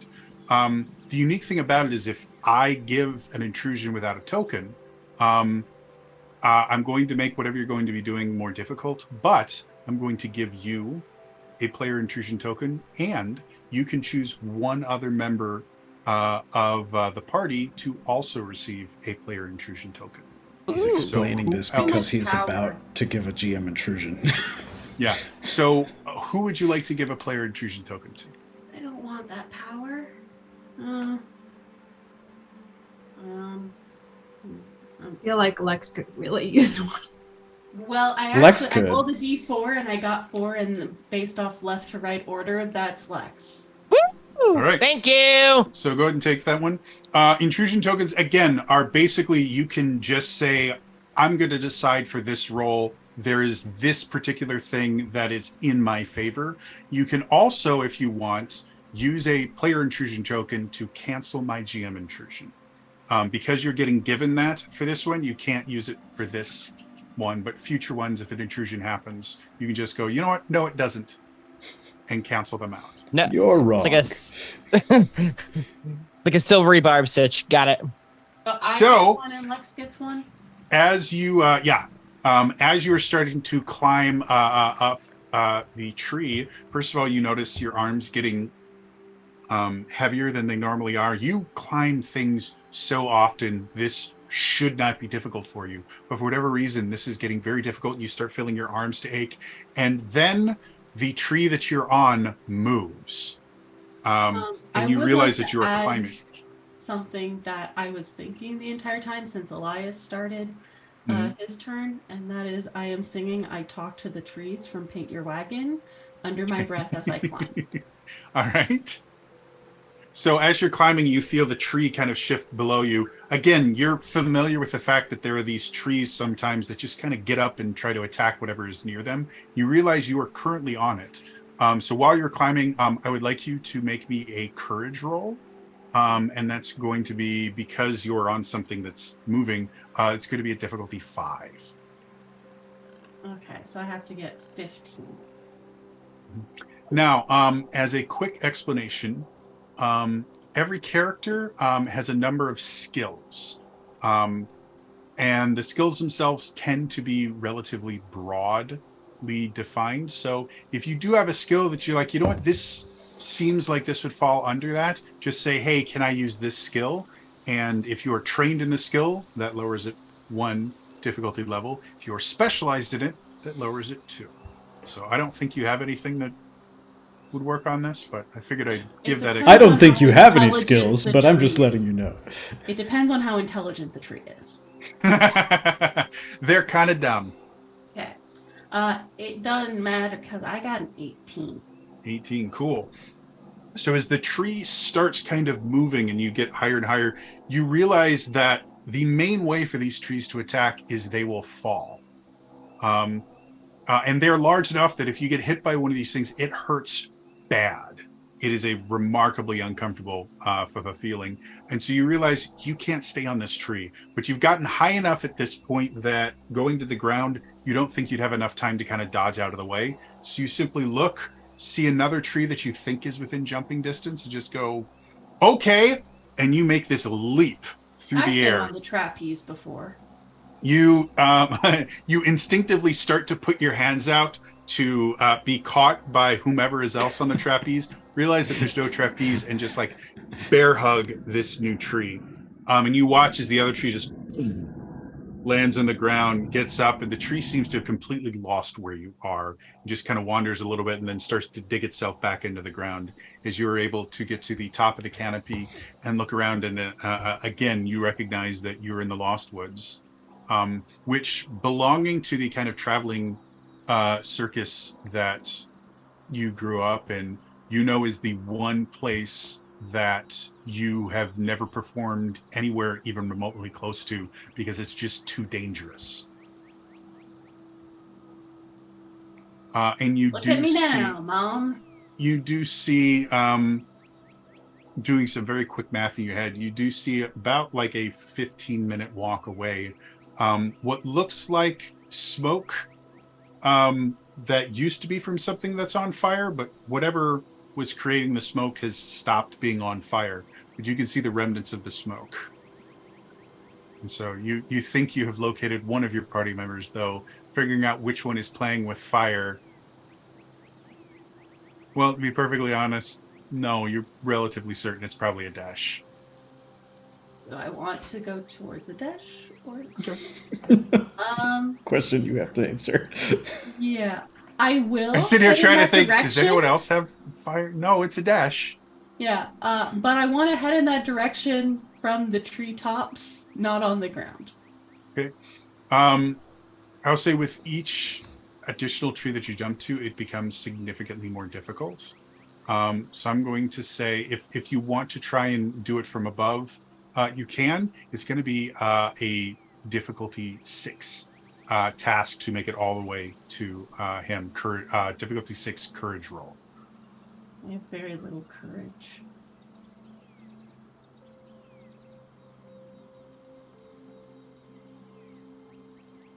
But also, I'm watching Lex and Shax in chat, and that feels like a challenge. What are y'all? And by don't like your creativity in chat right now. Look, I'm just saying, it's giving me ideas. Fine, I will not be the Tarzan of the group. Okay. I will jump on one and then use it as like to go down. Yep. So doing that, not particularly difficult. And you feel like as long as you're above the canopy, you could feel like this exhaustion just setting in the longer you are up there. So as soon as you get below it, you start feeling better. Again, it takes you about 10-15 minutes. You eventually see the form of Adesh. Before you see Adesh, though, you do see what looks like little will-o-wisps just kind of floating. And as you get closer, you notice that Adesh seems to have a little bit of fire just floating around him. And you also notice that Adesh is significantly easier to perceive than everything else. And it takes you a couple moments to realize it's because the mist is simply avoiding him. Can I climb to a low level of a branch and hang upside down on it and say, "Hi, Adesh"? Sure. That's not difficult. So Adesh, as you're kind of walking around, you suddenly notice the head of Didadilly as they just kind of hang from a branch and go, "Hi." Have you just been literally hanging out there this entire time?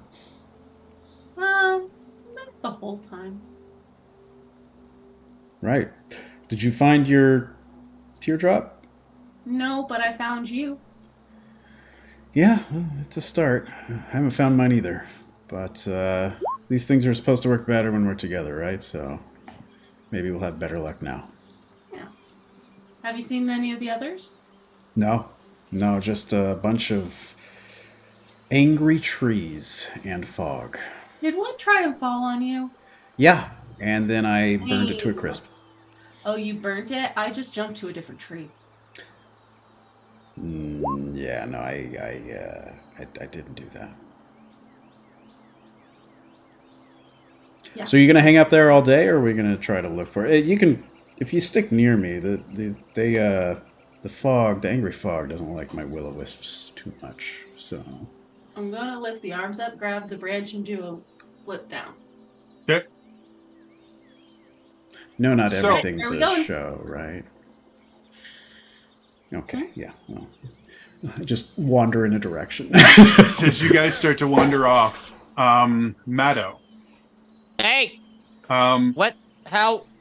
Am I back in the same spot?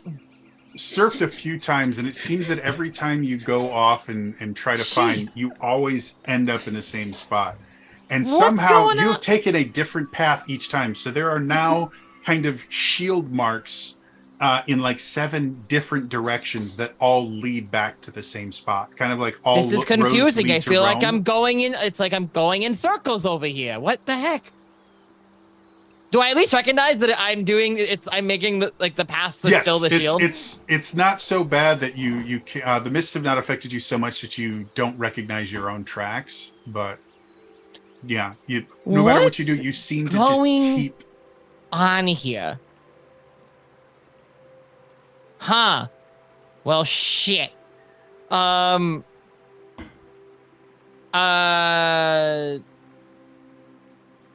I do like another cursory look at my surroundings to get an idea of where the hell I actually am? Because this is confusing. Sure. Go ahead and make me a power roll. What is my difficulty here? We're gonna call, because you've been doing this for a while, we're just gonna call it difficulty 3.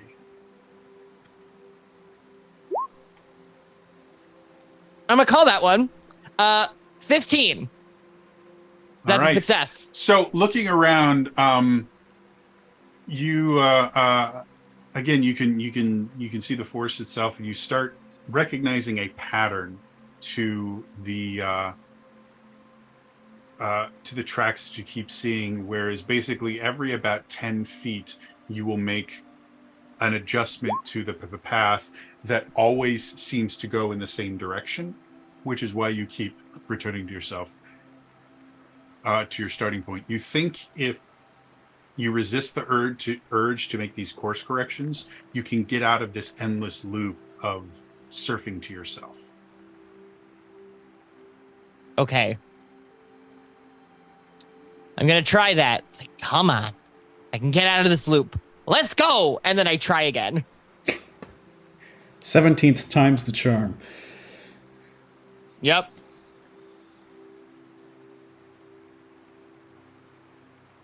Sorry, I had to do some alliteration for a second. That's concerning. No, it's just so I can tell a joke in chat because I'm that kind of annoying More person. concerning. So, with that, you are able to eventually get out of this spot, and eventually, you happen upon Zariah, as she seems to be putting something into the pack that you see her always carry, and seems to have an almost endless supply of things that she uses on her rod. Do I recognize what she's putting in? By the time you get there, you can't see what it is because she's already put it in. You just see her kind of securing the pack again. Gotcha. Oh, hey! Zariah kind of sighs and goes, "Of course it would be you." What's that supposed to mean? Nothing. Just not surprising. Did you find your tear? No, I haven't. I've been trying to surf and find it, and I've been going in, I think, literal circles. Where are we? We're in the Lost Woods. Oh, wait a minute. I thought we were not supposed to go here. Well, now that I've realized it, now it makes a whole lot of sense. I thought we weren't supposed to go over here. I thought they told us it was dangerous. We're not, but then again, we don't know it's in the tier, so it makes sense that we would go here. That would be dropped here. Yeah, I guess that's fair. One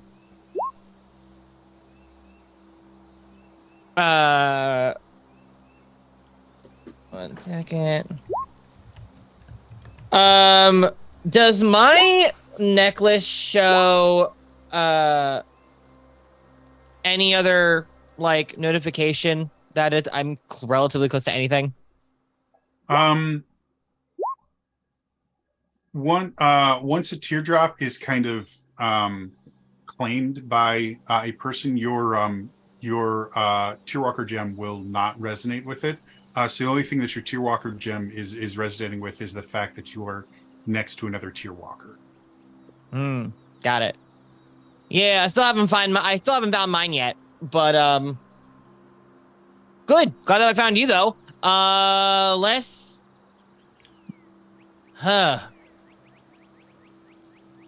Goddamn, that explains a lot.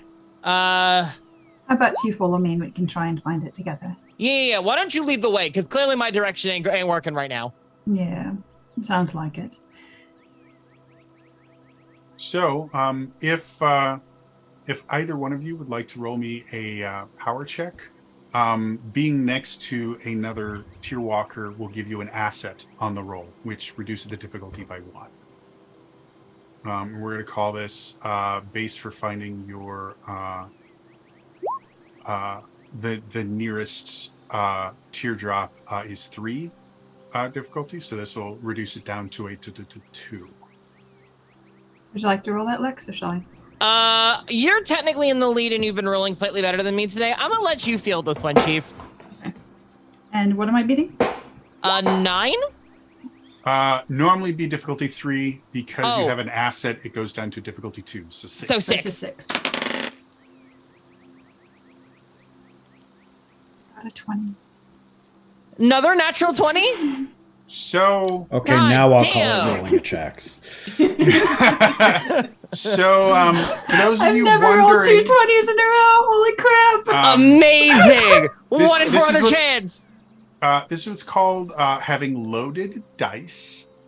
I've got another one, but now I'm scared to switch. By the way, if you're ever wondering if the dice that you roll are actually rolling are just imperfect in some way and tend to not roll the way you want them, if they're resin dice, if you actually get a glass and put salt in it to create salt water, put enough salt into it to where the die will float in it, and if it continually seems to come to a single number, that means the die itself is imperfect, and you may want to choose a different die. I've got 3. I just rolled a whole bunch and I got 3, 8, 4, 16, I didn't think your die was loaded or anything. I'm about to salt test all of my dice because all of them roll like shit. 6. So again, 11. you get a major effect, and I'm going to let you kind of choose what good thing you want to happen, but you're definitely going to be able to find Maddo's teardrop.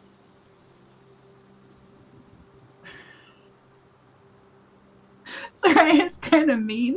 So, can it be that she can effectively tune out Mono? Wait, what? Boy. Oh boy. I just missed the comment. You're about to not. No.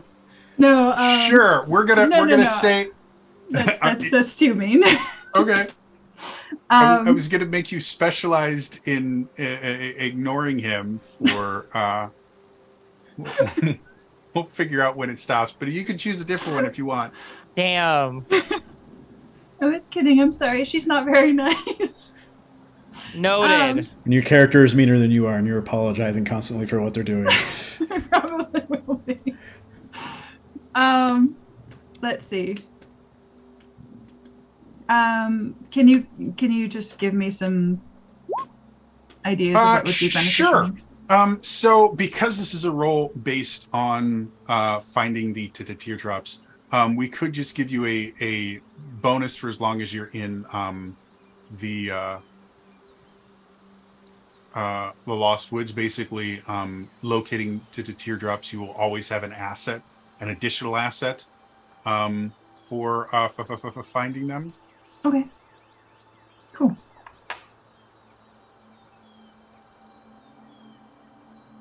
So, as you guys kind of wander around and eventually come to the place,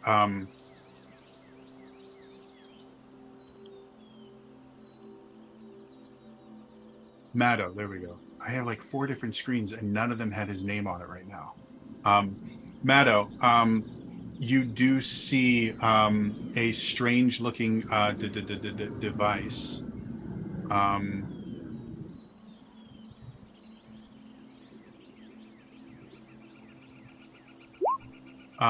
This one is actually, go ahead and roll a d6 for me.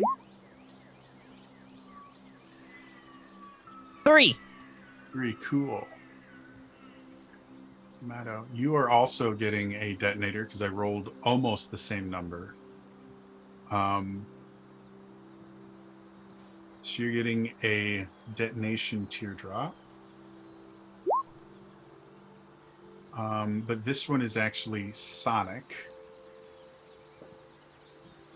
And it's a level 5 sonic. Oh, you're putting it in my sheet already. Yep. Ah. Because I can, it makes it easier for me. Cool. So yes, this is a sonic. So basically, you find kind of like a little. You've actually seen because you have they have brought Aruna in to train you guys specifically in various explosives is one of his expertise, and the other expertise is actually interacting with people that you don't know. He basically was your diplomacy trainer because of his pretty extensive experience in traveling around Hyrule and sales and things like that. And so you kind of recognize something that looks similar to something that Aruna might have made, but this one in particular, instead of looking to be kind of explosive, this one looks to be that when it is activated, it lets out an ear-piercing sound. And so you have a sonic-based bomb, effectively. So not really detonated, but like it sounds something and it hurts to hear. Yes, it is. It does sonic damage.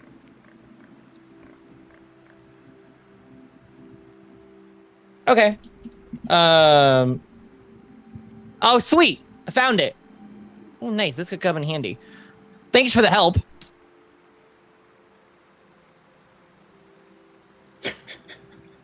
Soraya says nothing because she has learned to ignore you. Damn. Zariah was testing her die.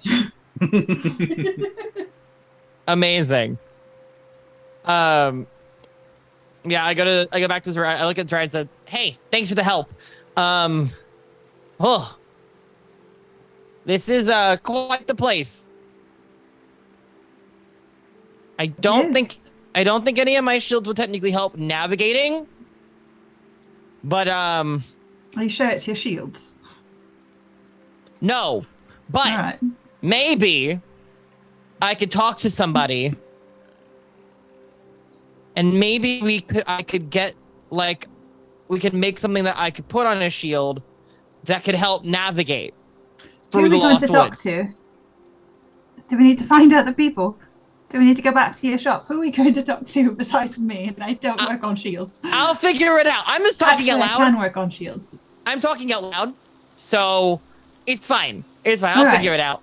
All right. But we should find the rest of a group.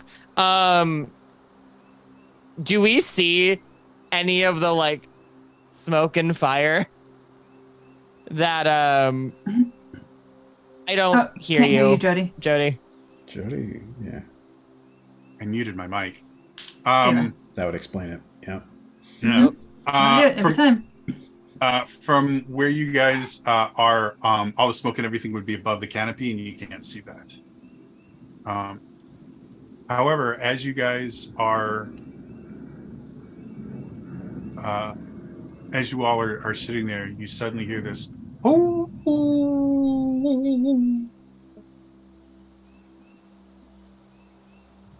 And that's nice.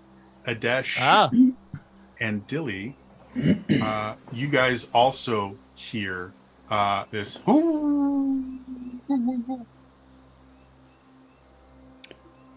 How close does this obvious wolf sound? Sounds relatively close. You think it's to the east of where Adesh and Dilly are, and it's to the west of where Zariah and Maddo are.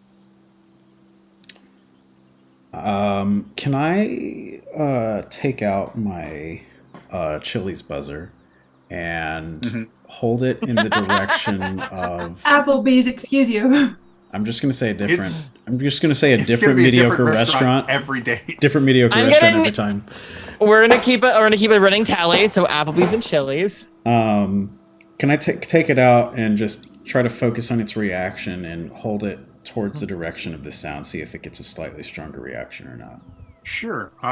As you use it, it doesn't react like it's looking for a teardrop, but you do get the feeling that there's probably another Tearwalker gem in that general direction. Okay, good to know. And then I'll since I've got it out and holding, I'll just do a quick little circle around in every direction, see if it does a reaction in a teardroppy thing in any particular way, or if I'm just getting the thing from the other people. Go ahead and make me a difficulty 3 power roll for that. 13. Okay. So you do get the idea that to the north, you think there's probably a teardrop, and then to the east is where the wolves are, and also seems to be another teardrop gem, so one of your allies. And the wolf sound just sounded like they were out and about, not that they were attacking. So I don't think they're in that particular. That particular howl they tend to do when they've picked up a scent of something that the pack is going to hunt. Whether that scent is yours or your allies, you can't tell. What do you think, Dilly? Go for the teardrop or go for our allies? I don't think they're in danger yet. They may not be. It could be us. They have shields, so they have good defense. They have so many shields. Yeah, let's go find all right. the special power thingies. Let's head north. Okay, go ahead and either Adesh or Dilly, you guys can choose. Choose even or odd. I mean, I'm team even. Let's go even. Okay. So, as you guys start moving north to look for the teardrop, the sound of the wolf howls seems to be getting lower. Next stop.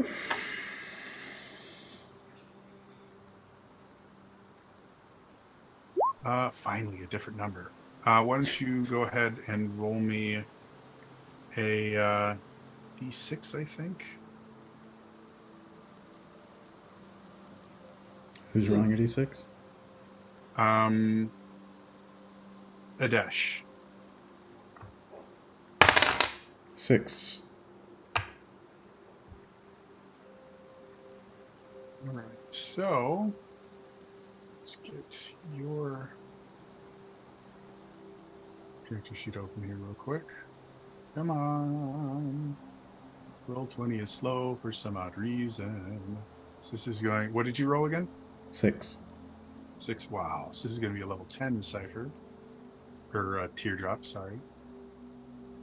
And I did not make up this name, so you cannot get mad at me for it.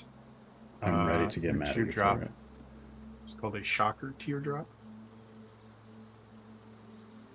And it delivers a powerful burst of electricity that shocks any creature touched, inflicting damage equal to the cipher's level. So as you go, you actually see effectively, it looks like something that Kess would have created. It's kind of looks like a set of brass knuckles, but on the part that extends over the top of your knuckles, you can see kind of two kind of diodes that seem to be kind of sparking. Okay. Just gonna very delicately pick that up. While that is happening, Maddo and Zariah, as you guys are there, you hear the sound of the wolf call, and you hear a few moments later, you hear it again. You can tell that they're getting significantly closer. And you both kind of get the idea that they've probably picked up your scent and are coming towards you. But as far as how many there are, you have no idea. Well, that's not good.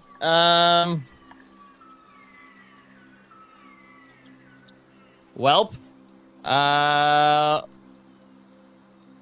Do we try to get high distance so they don't come? They can't. Wolves can't climb trees, right? Not that I'm aware of. Not that I've experienced, at least. I will say I did fly up earlier and did get a little bit disoriented about this. So I don't know how successful you'll be getting above the mist. Oh, can you fly on shield? Not yet. It's a long story, but let's just say for right now, no. I'll explain later. Right, so upper fight. I will go find a tree and I will climb up. Okay. Go ahead and make me a courage roll. Now, I am trained in balancing and climbing. Does that do anything here? Yes. So because you are trained, it will reduce the difficulty for your check by 1 level. Okay. So if this would normally be a difficulty 4 task, for you it'll be difficulty 3. Zariah, are you going to try and climb up a tree as well, or try to fly up, or what do you want to do? Probably try and fly up, not climb. She's okay. More so it's still going to be a difficulty 4 to task for you, just to get high enough that the wolves themselves can't get to you. I was sort of imagining, instead of like flying straight up, sort of like fly from branch to branch. Yeah, I was kind of thinking you just kind of get to a point where you're high enough that you can hold on to something and keep you aloft, as opposed to just hovering. Okay. I'm going to immediately use my reroll token. Okay. So I don't use the natural one. And yes, natural ones give me a free GM intrusion. I'm not letting you do that. Good to know. So instead, 13. Pass. Okay. And 15. Then Zariah, 15. All right, so both of you are able to get up, and you see a pack of 4 wolves come in, and they get to the bottom of the tree that you're at. You can see them kind of jump up. A few times their teeth get close enough that you can feel a little bit of a breeze as they snap shut. But they don't seem to be able to reach you where you are.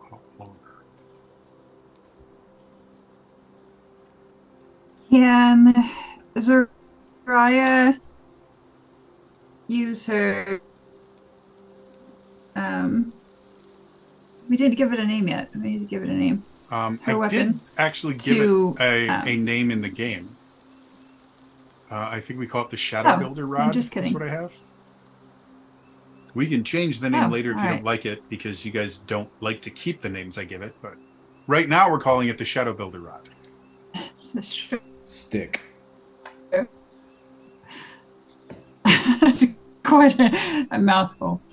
It's my dark stick. Hole? Yeah, we'll figure that out.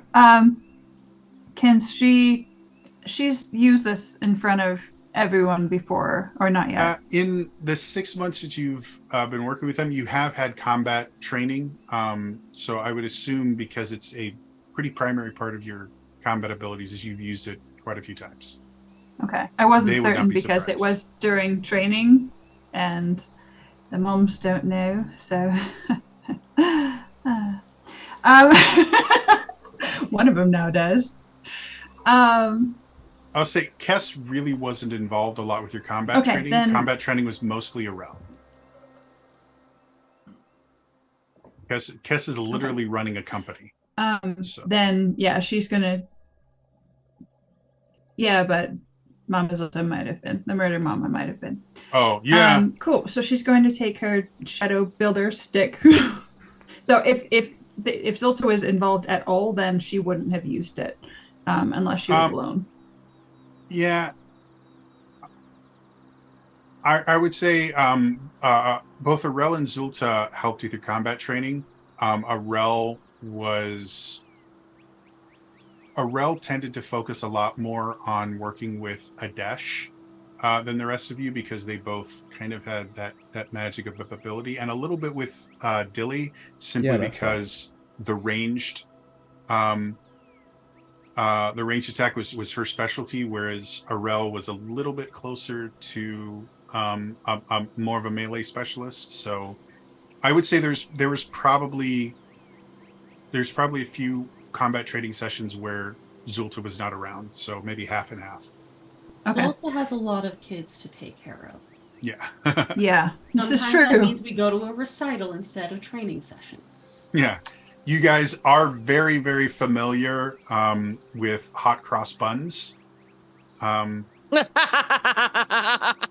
Recorders, don't remind me. 3 of her adopted children decided to take up musical instruments, and whether it was the violin, the recorder, or the saxophone, they all learned hot cross buns or Mary Had a Little Lamb.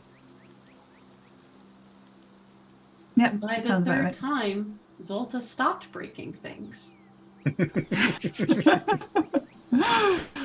It's really weird. Like, every time they had a recital, their insurance premiums would just go up, and no one could figure out why. I'm just reminded of the bad recorder of My Heart Will Go On from Titanic and the Home Alone theme. Gosh. That's just what I imagined then, and I'm like, oh no. All right. Well, we'll just keep it simple. Since we're a distance away, then we'll just stay safe in the tree. Okay, cool. So, Adesh and Dilly, you guys hear another wolf howl, which seems to be further away. And then you can hear kind of like the barking sound that it sounds like from from a decent distance away, you can hear the very faint sounds of the wolves seem to have found whatever it is that they were looking for. A question, probably for everybody. Is anybody, when they're in combat or getting attacked, a screamer or a producer of loud noises in any way? I mean, if you count the teardrop I just got. But, like, otherwise, not really. No, only if I would say Maddo is almost exclusively communicates in loud noises, but... Yeah. But doesn't, like, yell like, or scream. Okay. Maddo does one of those, like, he bangs his shield and just goes, ah! So hearing that they found their prey... We're now creating your character, sorry. Could mean anything. As far as you haven't heard any of your allies dying. You're just fairly certain whatever these wolves were looking for, they found it. And we know that our allies are the same direction. Up to you. You want to look for your drop, or you want to check that out? Billy is currently having a psychological crisis. You look like you're currently having a psychological crisis. Protect others, do something for myself. Protect others, do something for myself. Don't make me choose! All right. Let's go back them up, meet up with everyone, and then we'll go find your tier. How's that? Okay. Fine. We head towards the wolves. So I push this one of my sleeves up, and where you can now see all my pretty dagger holder things. So as you guys get closer to that, you do eventually see the wolves themselves seem to be very interested in something that is up in a tree. And as you guys look closer, you can see both Maddo and Zariah are in the tree, and they're just kind of looking down, not looking extremely panicked or anything, but definitely like very aware. Swinging her feet, just sort of looking at them. Zariah is not panicked at all. No. She seems to be enjoying the slight breeze you get from the teeth clamping down so quickly. Do you mean breath? I don't think Motto's that freaked out either, because I feel like Motto has also traveled enough where he's had to deal with wolves. At this point, so I think he's just kind of like, this is not how I thought this was gonna go, but okay. So as Adesh and Dilly come, you see a few of the wolves kind of pick up that there are now more targets, and they start kind of shifting their focus to the people that are on the ground. How would you guys like to react to that? I'm going to arrange my, in reality, mostly decorative will-o-wisps in a very threatening position towards them to let them know that we're no easy target. They seem to not care about the will-o-wisps. Okay, sure. If we're already noticed, we're like, y'all okay? Yeah, we're fine. Oh, we're fine. I think we're good. Just wolves. You figured it was like one of those lost children thing. If you just stay in one spot, you'd be found by everyone else. So seems to be true. Yeah, it seems to work. If you ever find a lost child, tell them to stay in one spot. Probably not here, though. They would probably stay lost. Yeah. The wolves kind of look at you guys with this expression that basically says, "I'm right here." If I catch that, I'll be like, and wait until they're done talking. You're like, hold on. I'm just watching the wolves while this conversation is happening. They seem insulted that you guys are just casually chatting to each other while they're planning to disembowel and eat you. And you seem not flustered at all. After they're done talking, I then direct my attention to who I attempt to identify as the leader of the pack and just say, shoot. It bares its teeth at you. You see the other wolves get ready. And normally this would be where I would ask you all to roll for initiative, but unfortunately, that is where we are going to end it for today. I would like to add, Billy thinks they're adorable. Okay.